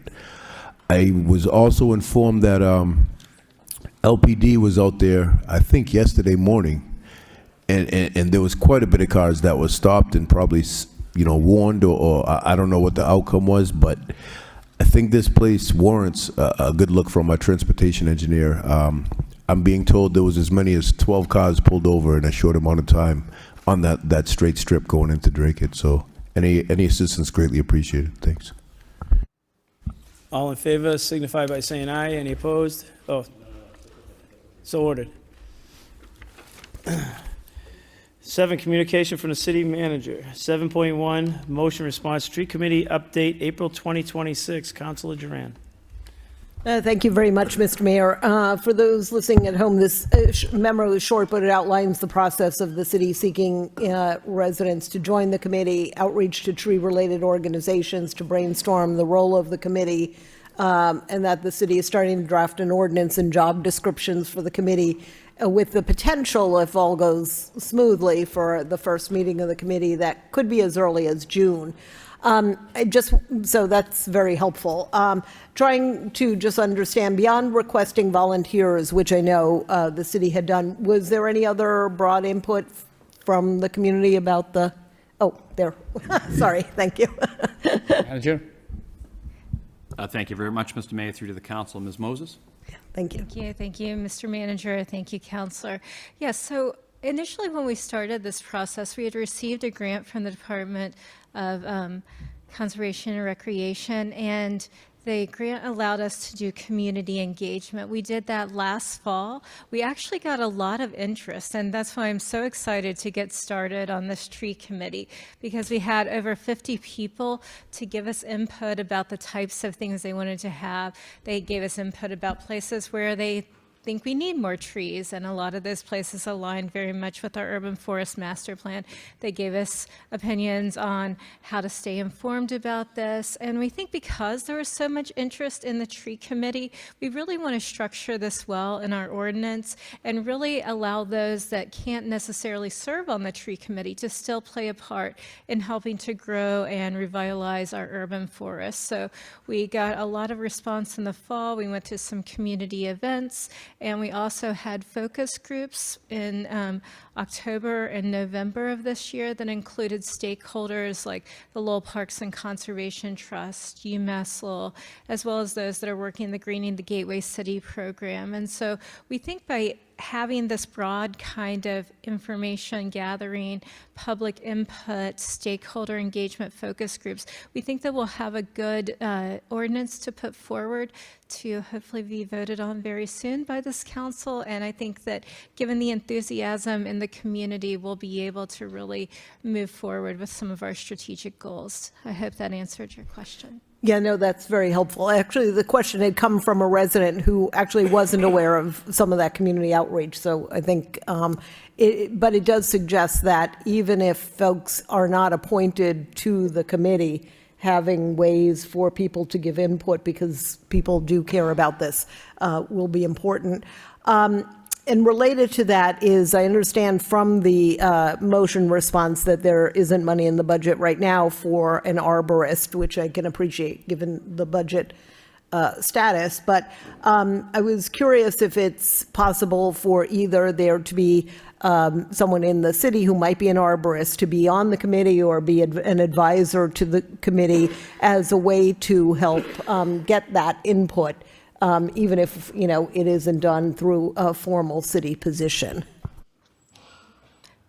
I think that would be a good thing to take back. I'm not sure how many people have a certified arborist credential within the city, but I think that that's something that we can look at and look to enhance. And of course, the long-term vision would be to have that dedicated arborist on staff, but I think it would take some seed money through grant funding or other kinds of sources to be able to do that. But I can follow up and see if we have those skill sets within the city staffing, and if this city staffing positions are maintained in FY27 to give that valuable input on the council. Thank you. Yes, I think actually somebody had mentioned to me that there's a resident who, sort of informally, had volunteered their services who might have this, the right certification. So I will pursue that, and if that is correct, I can give you some insights there. Thank you. Mr. Mayor. Thank you, Vice Mayor Noon. So I don't want anyone to think that this is a financial burden on the city, because there is no way that this should be, whether you're hiring a tree warden or not. At the end of the day, the tree warden's position should be something that is funded through the fines that are levied against people who are doing wrong to the bylaws of a committee. In most communities, it stands alone. It can be any kind of funding source comes from the fines to pay the tree warden. And if you have a proper one done, that includes private property also. You would have never had the apple orchard if you had the bylaws that are in Lexington Street Committee. It wouldn't happen. And the state overruled because you don't have one in place. And at the same time, when you start looking at this, the 50 volunteers is an amazing number, but that doesn't mean you need them all on the committee. The committee should be something around 7 or 8. And the other 42 could absolutely help us with a tree inventory in the city. And that's where we need the help, is we need to understand what do we have in the city, where is it, and how do we protect it, and make sure that what we're doing is right and not just clear cutting things for zero reason. And if you do, you should be fined. And that's the way tree committees work. If you look at some of the bylaws in some of the communities, like take the town of Lexington, for example, their fund probably has over $300,000 in it. And they plant trees regularly out of it, and it's self-sustaining. And Mr. Manager, do we cut funding from CDBG to Lowell Conservation Trust for tree plantings? Is that cut $30,000? We did remove the specific line, but we do have the flexibility to reaccommodate it to that. Well, I hope as long as it's for landscaping and beautifying the city and green spaces, we can reaccommodate it to that. Well, my hope is we get it back there yesterday, because that $30,000 is the only amount that this city invests in those trees, and it's through CDBG money. And we deleted it from them, and they're worried. It should be more about 60 to 70,000, and it's an issue, because when you look, we just went to UMass Lowell's Arbor Day. That was all provided from them. And there's plenty of trees that we could plant in this city, plenty of open space. If you go to Boston, I just went there for Greek Independence Parade. And when you're down there, the thing that beautifies it is those trees. When you walk down along the place, you look and it just gives it that natural look. You go downtown and you look at some of those islands down there that could absolutely support the trees. It looks barren, it's full of, it doesn't sell the look. And I think the trees create a nice shade area, so when we look at this, we really have to dive in and make sure it's done not only right, but to protect them in the future, because none of us are going to be here when they meet maturity. Maybe McDonough will be because he's 12. But other than that, I think the rest of us won't be here. And Catherine, I thank you for your hard work on this. It's not an easy committee to do, but when you look around, there's plenty of already established street committees that are easy to follow. If you just follow some of the places, the Arlingtons, the Lexingtons, Concord, in those places, you'll see there's established strong tree committees with ordinances that are supported by their local bodies of selectmen. And I think that that's what we need to do. And obviously, the community thinks the same way because you have 50 volunteers. We can't get that on any board in this city.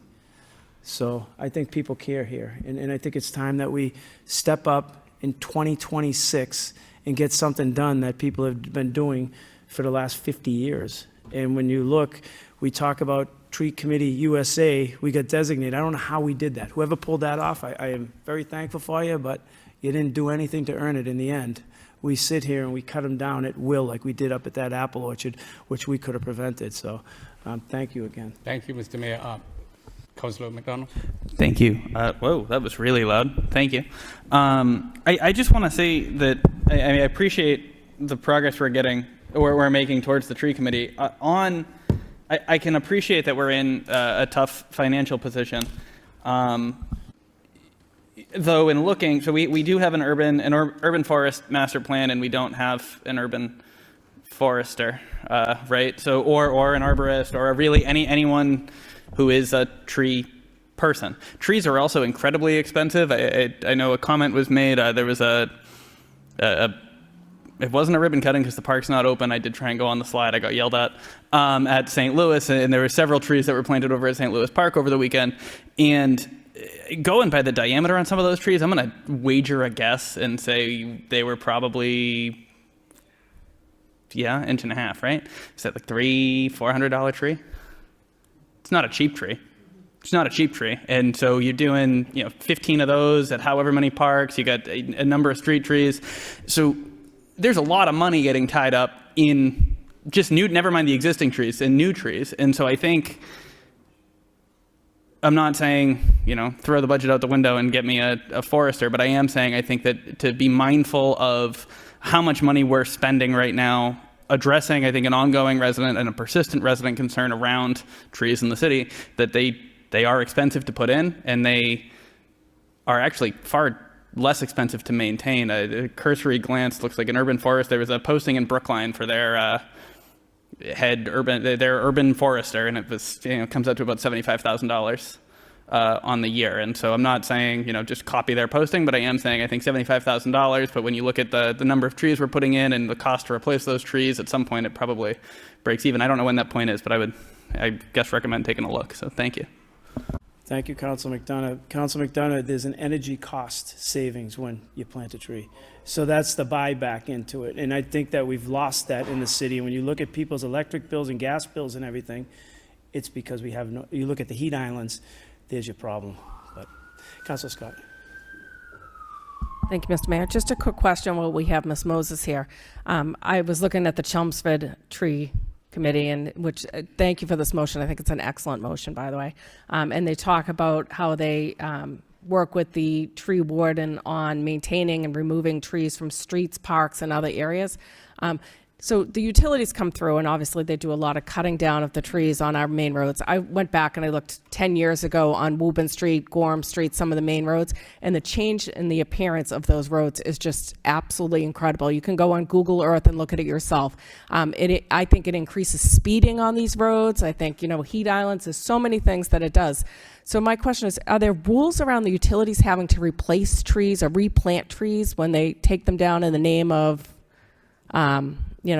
lines, the power lines overhead? Do they have to replant? So that's a good question. I'm not really sure of the answer around that. I know there are replanting guidelines anytime that the city has to take a tree down for health of the tree or for public safety and things like that. So I would imagine that those same kinds of rules would apply to the utility, but that's something that I'd probably have to follow up on to get you a more definitive answer. And I'd be happy to do that and give an additional updates when the ordinance comes before the city council. Yeah, if you could, like I said, I did witness them pretty much clear-cut trees all the way down the entire length of Woburn and Gorham Street. A few times they've cut a lot of trees down. So if we could just find out what the obligation is for them to replant. Thank you. Councilor Scott, when I was in charge of the Lexington Highway and Equipment and Drains, what happened is that they could clear cut around the wires only. They could not cut the tree down. So that's what they would do. They would come in, clear cut around the wires and leave, like, you'll see them half a tree up, and then they would run. But in Lowell, because you have no tree ordinances, they just clear cut right down to the stump and then leave it. So that's the problem. Anyone else? Councilor Robinson. Thank you. I've seen one of our surrounding communities actually, due to a car accident, drunk driver decimated a old tree. As a result, they were rewarded enough money to purchase, I think it was 6 to 8, obviously a lot smaller caliber, but I think it's all in the policy. It's all in what you write, part of that ordinance. And I mean, everything we're discussing, it is something that the city can pursue. I mean, even in winter, when a contract is out with a piece of heavy equipment removing snow and they damage or destroy one of the trees that's growing along a walkway, they have an insurance binder with the city. And again, you are going to have to repay and replant. It's up to you. So I think the devil's in the details, and we have a golden opportunity to carve out exactly what this tree committee is going to govern and what this ordinance looks like. Thank you. Thank you, Councilor Robinson. Councilor McDonough. This is my last comment. I went to trade school. I went to trade school actually for this. There was a time in my life where I probably could have done this. I am not doing it. That's exactly what, like, a lot of the kids I went to high school with, a lot of my teachers, what the urban forester does, and I think to the mayor's point on the floor about being able to fund a good portion of the position, is it would put somebody on the city's payroll that is qualified and certified to be able to assign a value to those trees, so that if there is a drunk driver into a tree, or if the utility company does want to come in and cut them down, we're not, in a position where, well, we can't just spitball a number and say, well, that's how much the tree would cost to replace, because the utility company is going to say, well, no, it's not. This is Jimmy Tree Guy from National Electric, and he says it's cheap. And so being able to have somebody on the city's payroll that is able to look at a large diameter tree and say, that is a $2,500 tree, that is a $3,000 tree. And so if you're going to cut it down, because that's what you're saying you have to do, then you were going to owe us the $3,000, which would then be able to pay for smaller trees, the forester, et cetera. So I think that's just, I'm done now. Thank you, Councilor McDonough. Motion to accept and place on file by Councilor Duran, seconded by Councilor Liang. Motion response B, Tiny Tots. It's my motion, Mr. Manager. Thank you. Anybody wishing to speak on it? Councilor Duran. Yes, thank you very much. I just had a question. I think the last paragraph mentioned that after consultation with the finance team regarding funding, the 3 to 4 year old Tiny Tots program has been restored. So I was curious where the funding has come from or is coming from. I'm assuming it goes into fiscal year 27. So just trying to understand, because, I know our budgets are tight. So it'd be helpful to get some insights. Thank you. Mr. CFO. So thank you, Mr. Mayor, and just to address your question, Councilor, because the recreation program spans 2 fiscal years every year. It starts, it starts in the late spring but runs through the summer into the next year. There was enough available existing appropriations that we've been able to identify within recreation for this year to get them started. And then, we have, and we spent a lot of time earlier this evening talking about the challenges for next year, due to the priority that was placed on this by the council, and in some discussions with Mr. Faticanti and his team in recreation, We have programmed the necessary funding into the budget. It was somewhere in the order of magnitude of $40,000 or $50,000 to keep it sustainable. So we've been able to plug the hole. We did have to cut back in other places. The budget is not fully baked yet, although we are very close.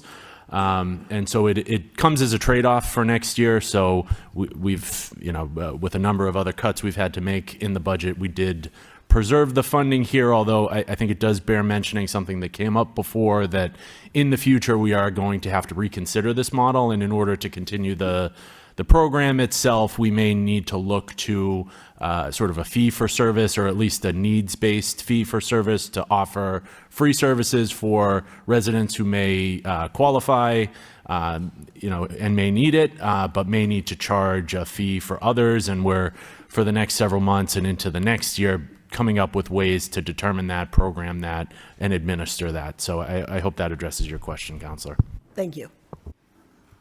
Councilor Noon. Thank you, Mr. Mayor. I want to echo Councilor Duran, as well as thanks Peter Faticanti for the report. It's a good thing that we did restore the program, because a lot of parents do need it. I do concur with you, Mr.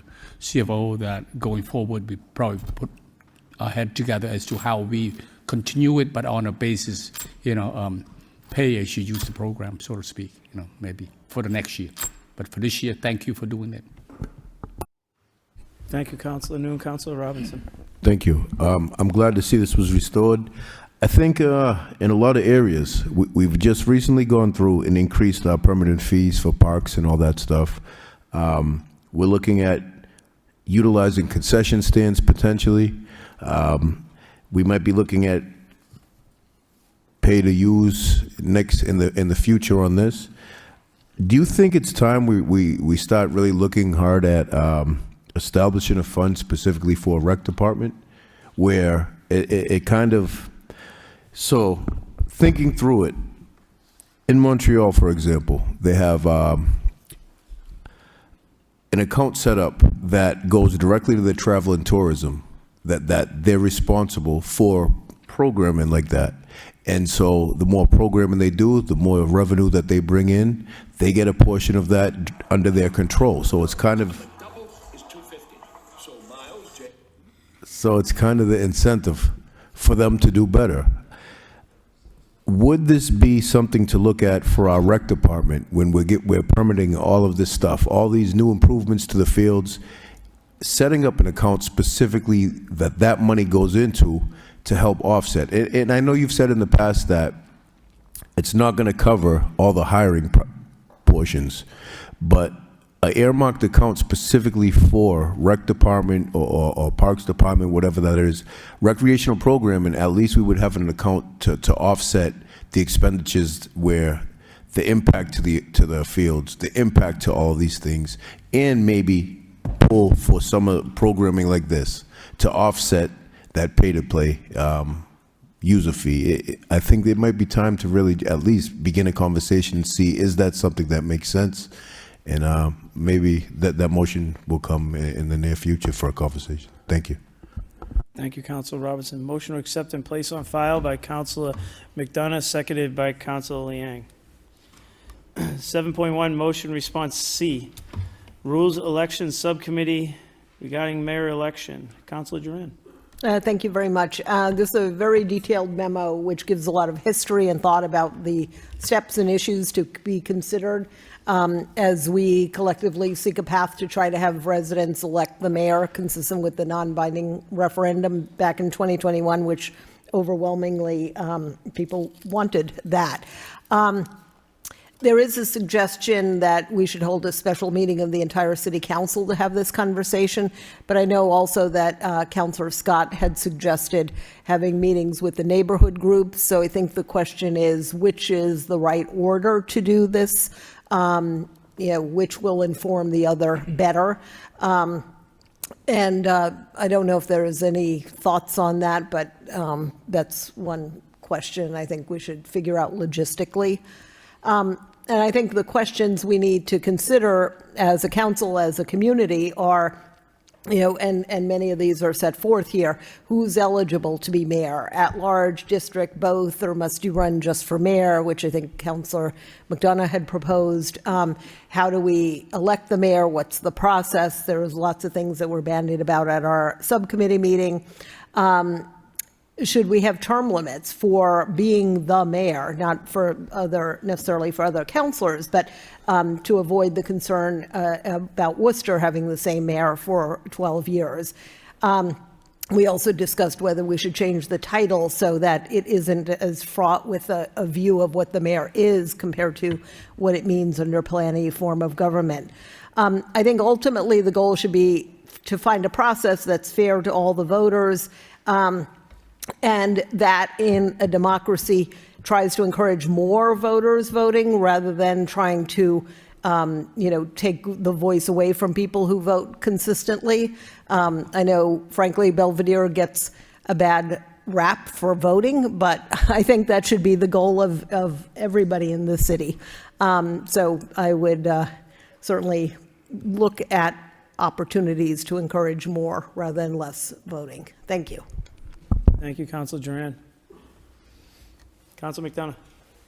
Just very quickly, I wanted to thank, I know the city solicitor is not here tonight, but we have a city solicitor here tonight.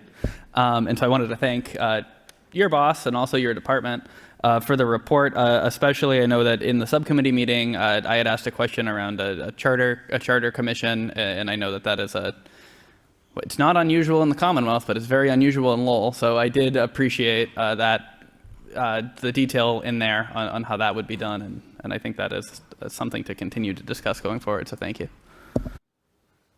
Thank you, Councilor McDonough. Motion to accept and place on file by Councilor Dakota, seconded by Councilor Chow. All in favor signify by saying aye. So ordered. 7.1, motion response D, Lowell High School forensic audit. That was by me also, so thank you for the report, Mr. Manager. Would anybody wish to speak on it? Motion to accept and place on file by Councilor Rourke, seconded by Councilor Noon. All in favor signify by saying aye. Any opposed? So ordered. Motion response E, net school spending update. Councilor Noon. Thank you, Mr. Mayor. I want to thank Assistant City Manager Civil Connor Baldwin for the report. I noticed that the report indicated that there has been some work done on the old 2011 MOA agreement, the maintenance of effort agreement. But that maintenance of effort was not yet, or at least from the school part of it, the staff from the school business office has not given response or submit any counter proposal yet, not even talking about this is going to the school committee for review and vote on it. While this year we used the old formula, the 2011, is that correct, agreement? I would, Mr. Mayor, request that you urge or encourage the school business office to review it, with the superintendent of school to review it and give comment, and thereafter to put it on the school committee for review and vote on this.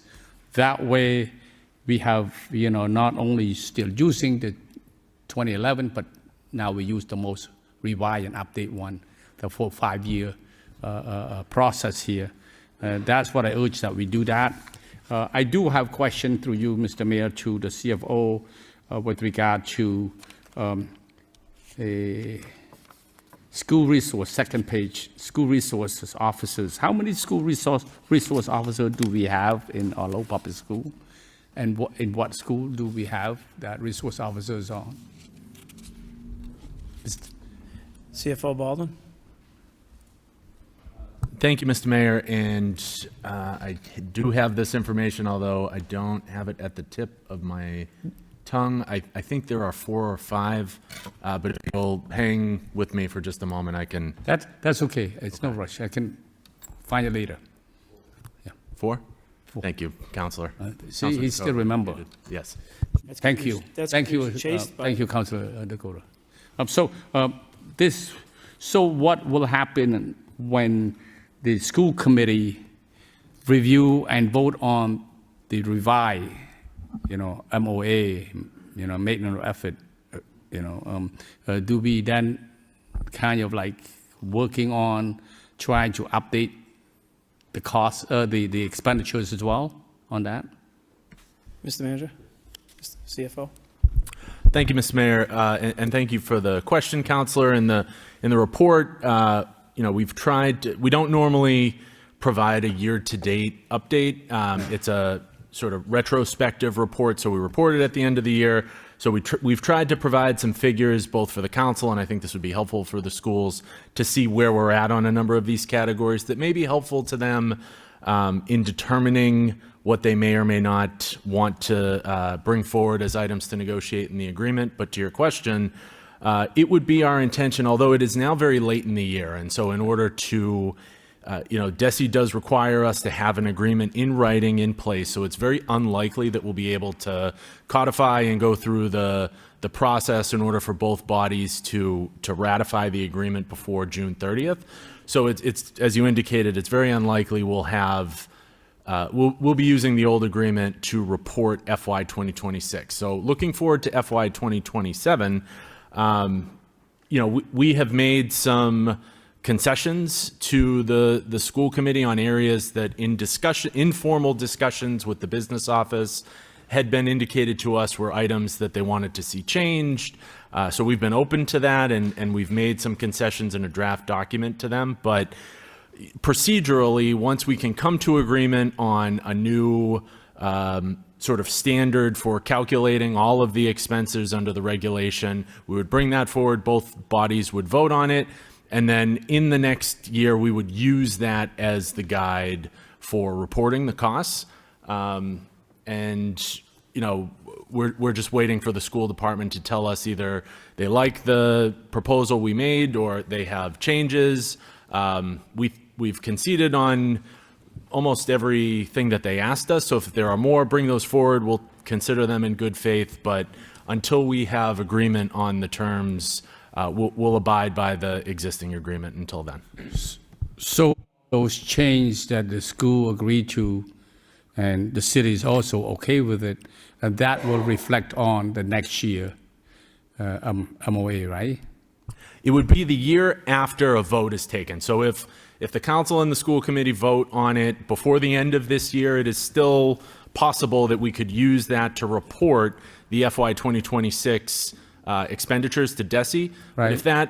If those votes don't happen before June 30th, then FY 2027 would be the first year under the new agreement. Mr. Mayor, what's the chance to get it done before June 2026? I would say not likely. All right, thank you, Mr. Mayor. I'm just trying to be honest, Councilor. Councilor McDonough. Thank you, Mr. Mayor. I have just a couple of questions in looking through the report and also the very long net school spending document with all the itemized. The first question, going off Councilor Noon, and I think good. This is a very good motion response, and also it was a great motion. So thank you, Councilor Noon. My first question does go back to the school resource officer. So I don't remember the exact. We said 4 or 6 or 4. Okay,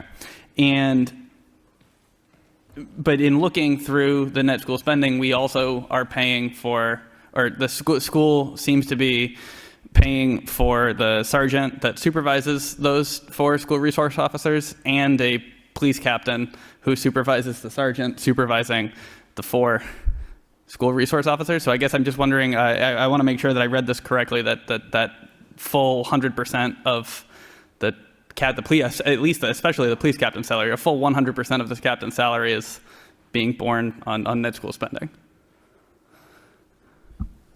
CFO Baldwin? Thank you, Mr. Mayor, and I was able to call up the details, so Councilor Dakota was correct in the number.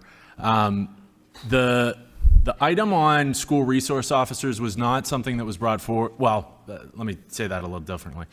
The concern that was brought forward from the school business office was not necessarily about the individuals or the way that we calculate. The request that was made was that they wanted some input as to how the officers are assigned, and there are some, while we're willing to entertain that, there are some collective bargaining agreement things that we would have to talk to the union about in order to be able to accommodate that request. But it is true, as you stated, that the supervisor for the school resource officer, that Captain Penrose, his salary is calculated as part of the agreement.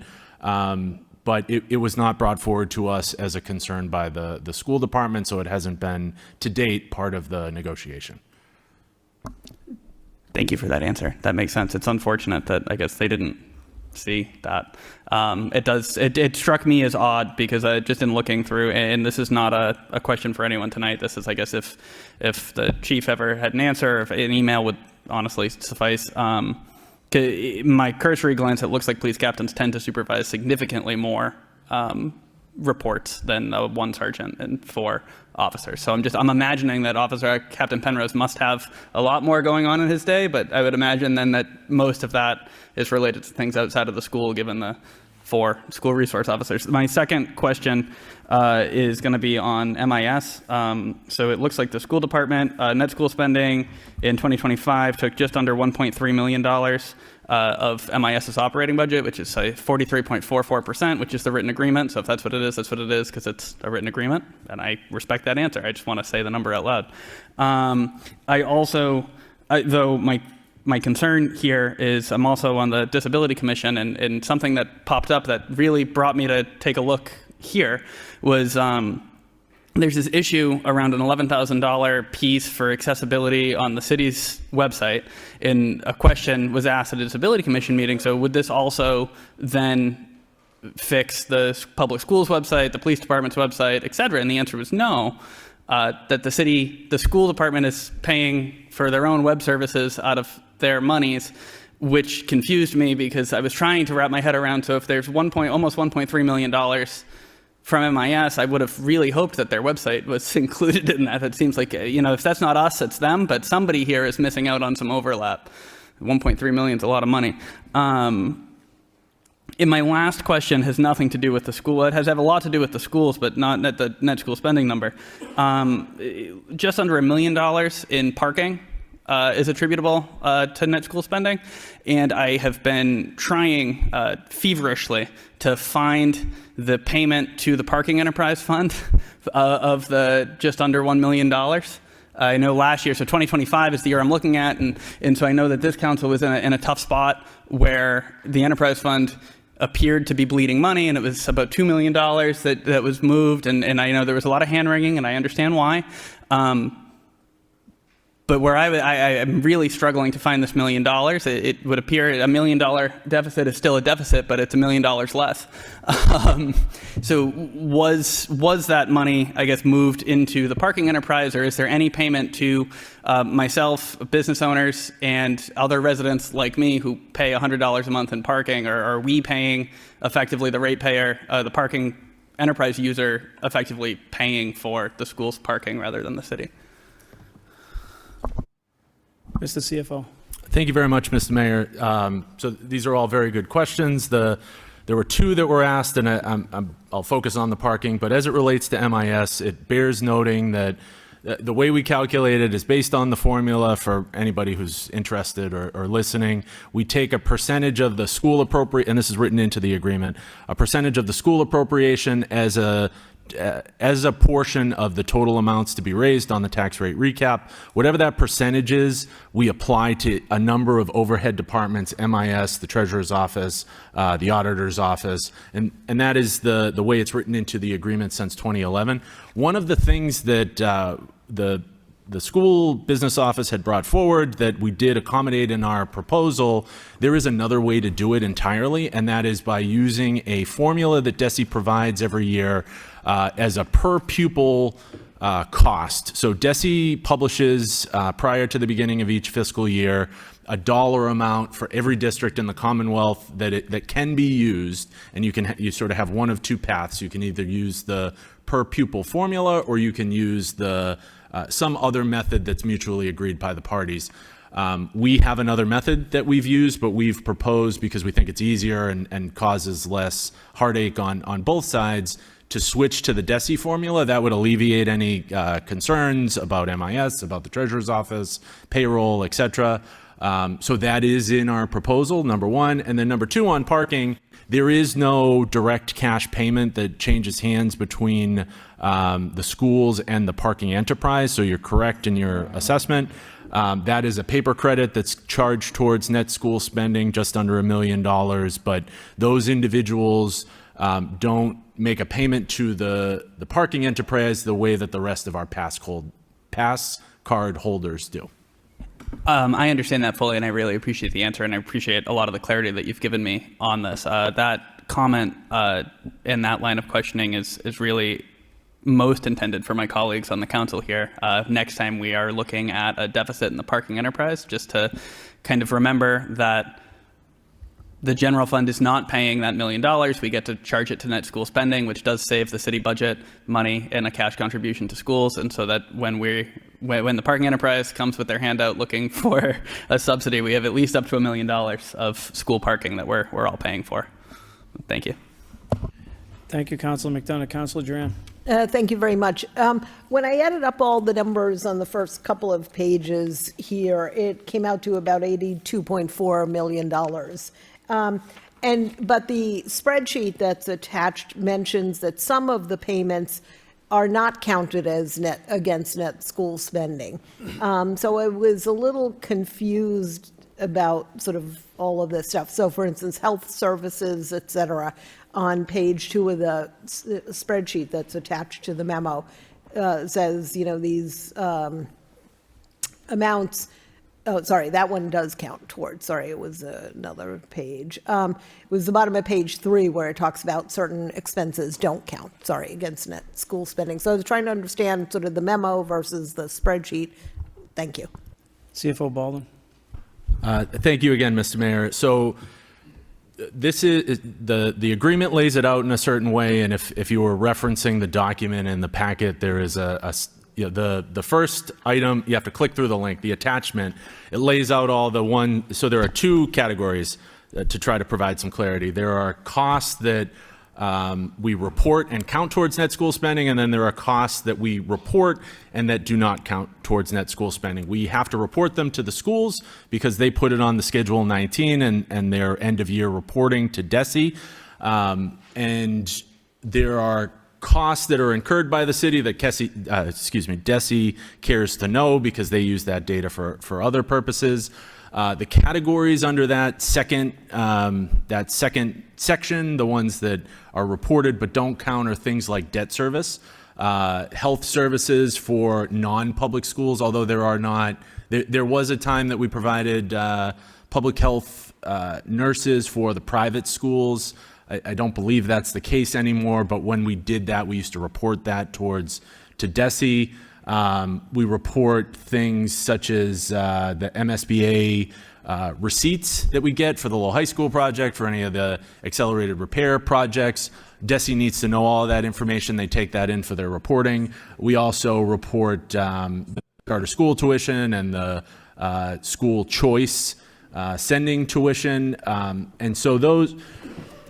When we report them all to the schools, they take that information, they aggregate that with all of their spending on instructional services, on administrative services, et cetera, of the line item appropriation that the city council appropriates to them every year in the budget. and then they add that on to get towards that required net school spending number. So, in the document, you can sort of parse out which is which depending on which section it falls under, but those are statutory and provided for in the regulation. And if anybody cared to learn more about this, if you go to DESE has a really good website that spells out all the things that do and do not count under the school finance section of the DESE website. And so you could take a look. It has the regulations there. It tells you what counts, what doesn't count, what you have to report. And so in order to try to make things as easy as possible for the schools for their reporting purposes, we try to match it up with those categories. I hope that addressed. No, that's helpful. Thank you. Had been confused. And the last question about this is, do other cities do this, the MOE kind of approach? And I mean, thanks. CFO Baldwin. Thank you, Mr. Mayor. Yes, and it is, while I'm not sure it's a requirement, I know for a fact that it is a preference of DESE to have a written agreement between the parties to sort of divvy up what does and does not count, how you calculate it, etc. When I first started this job, people would tell me the history, and there was a time, although I wasn't here for it, that we didn't have an agreement. And so every year, you can imagine in a circumstance like that, there was a lot of back and forth with the schools about this shouldn't count, this should count, it doesn't count, an interpretation of the guidelines. But DESE does have a number of publications that recommend that communities have a written agreement in place. They don't like it to change every year. That doesn't mean that it can never change, but it is something that they recommend is in writing between the parties. Great, thank you. Thank you, Councilor Duran. Motion to accept and place on file by Councilor Liang, seconded by Councilor Duran. All those in favor signify by saying aye. Any opposed? So ordered. Motion response F, Mayor's Meeting, Regional Collaboration. Councilor Robinson or Councilor McDonough? Councilor Robinson. Thank you. I'm glad to see that there is some interest in doing this. I think it's we tried it before through different avenues. And when we did hold the summit, it ended up being, as is mentioned before, it seemed like how can Lowell do more only. It wasn't a matter of sitting down and figuring out how can we collaborate and address a lot of these similar challenges. I'm hopeful that they're willing to sit and start working with us to address some of these, and I'm glad to see the administration is on board with beginning these conversations. I'm looking forward to see what comes out of this. So thank you very much. Thank you, Councilor Robinson. Councilor McDonough. Yeah, thank you very much for this, the quick response and the getting that letter out there. I'm looking forward to seeing what comes out of it. I think that to put a little bit of a finer point on it, it is hard when you look at the way that regional planning is done, that the Lowell is kind of stuck with Westford and Dracut and Dunstable and Pepperell and Tingsboro. I mean, we've got, I think, we have a good handful of communities that won't even sign on to MBTA. And then, just down 110, you've got Methuen, Haverhill, Lawrence. You've got 3 gateway cities, similar position to us, similar problems to us. And I think both planning side for the city, it would be beneficial to be able to look at what we've done. Just to reiterate, I know the motion, and I'm looking forward to the conversation. And then the other piece that could be really beneficial is just around that municipal advocacy piece. I think when it's Lowell and Methuen and Lawrence and Haverhill, you're starting to talk about a better block of the political juice, right? So hopefully we can do this stronger together. So thank you. Thank you, Councilor McDonough. Manager Golden. Thank you very much, Mr. Mayor, through the council. Councils, we've had some very positive responses, and I hope to have a report back to you in the next 2 to 3 weeks. All the mayors in the area seem to be interested, and we're talking about that. Thank you. Probably be hosting like a lunch here, a light lunch or something like that, to have these discussions. If you're paying, we're all going. Motion to accept and place on file by Councilor Dakota, seconded by Councilor Chow. All those in favor signify by saying aye. Any opposed? So ordered. Motion response G, nets and backboards at the St. Louis Park. Councilor Robinson. Thank you. I know this was addressed pretty much right after I think I filed the motion. Greatly appreciated. We were over there last Saturday, I believe, at St. Louis Courts. And they were all perfect, working order, and greatly appreciated. Mr. Machado's the best. Even if his hook shot's a little rusty, he's still the best. Thank you. Thank you, Councilor Robinson. Motion to accept and place on file by Councilor Rourke, seconded by Councilor Scott. All those in favor signify by saying aye. Any opposed? So ordered. 8.1, vote, accept, expend $196,367.60 FY26 state aid to public libraries program award. Waive full reading and second reading by title. Vote authorizing the city manager on behalf of the city of Lowell to accept and expend $196,367.60 in grant funds from the Massachusetts Board of Library Commissioners through the FY26 State Aid to Public Libraries Program Award. Any comments? Motion to adopt by Councilor Rourke, seconded by Councilor Robinson. Roll call. Counsel McDonough. Yes. Counsel Mercier. Counsel Noon. Yes. Counsel Robinson. Yes. Counsel Rourke. Yes. Counsel Scott. Yes. Counsel Chow. Yes. Counsel Dakota. Yes. Mayor Getchia. Yes. Counsel Duran. Yes. Counsel Liang. Yes. This 10. Thank you, Mr. Clerk. 8.3, vote, transfer $8,964 cemetery. Waive full reading and second reading by title. Vote to transfer funds from the Cemetery Perpetual Care Interest Fund to the Cemetery Flowers account to purchase and install plantings at various cemeteries to add curb appeal and prepare for Memorial Day. Motion to adopt by Councilor Noon, seconded by Councilor Duran. Roll call. Counsel McDonough. Yes. Counsel Mercier. Counsel Noon. Yes. Counsel Robinson. Yes. Counsel Rourke. Yes. Counsel Scott. Yes. Counsel Chow. Counsel Dakota. Yes. Mayor Getchia. Yes. Counsel Duran. Yes. Counsel Liang. Yes. 10 yeas. Thank you, Mr. Clerk. 9, reports from subcommittee. 9.1, Finance Subcommittee, April 28, 2026. Do we want to wait, Councilor Duran? Yes, please. All right, thank you. 10, petitions. 10.1, claims for property damage. Motion referred to Law Department for report and recommendation by Councilor Noon, seconded by Councilor McDonough. All in favor signify by saying aye. Any opposed? So ordered. 11, City Council Executive Session. 11.1, to consider and discuss collective bargaining strategies under Open Meeting Law, Chapter 30A, Section 21A, B, 2, 3 of the Commonwealth of Massachusetts General Laws, public discussion of which may have a detrimental effect on the bargaining position of the city. Motion to enter an executive session and adjourn from the executive session by Councilor Scott, seconded by Councilor Rourke. Roll call, Mr. Clerk. Counsel McDonough. Yes. Counsel Mercier. Counsel Noon. Yes. Counsel Robinson. Yes. Counsel Rourke. Yes. Counsel Scott. Yes. Counsel Chow. Yes. Counsel Dakota. Yes. Mayor Getchia. Yes. Counsel Duran. Yes. Counsel Liang. Yes. 10. Thank you, Mr. Clerk. Any announcements? Councilor McDonough. Thank you, Mr. Mayor. The Renaissance Club is having a book launch party on Tuesday, May 5th from 11 to 1 at Lala Books at 189 Market Street. So it's come celebrate the 60th anniversary of a local nonprofit supporting those living with mental health disabilities as they release their first book.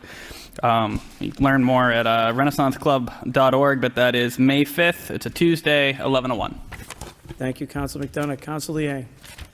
Yes, the announcement is on Thursday, April 30th from 9:30 to 11. There is a, I guess, coffee with a cup program that will be held at CMAA at 465 School Street.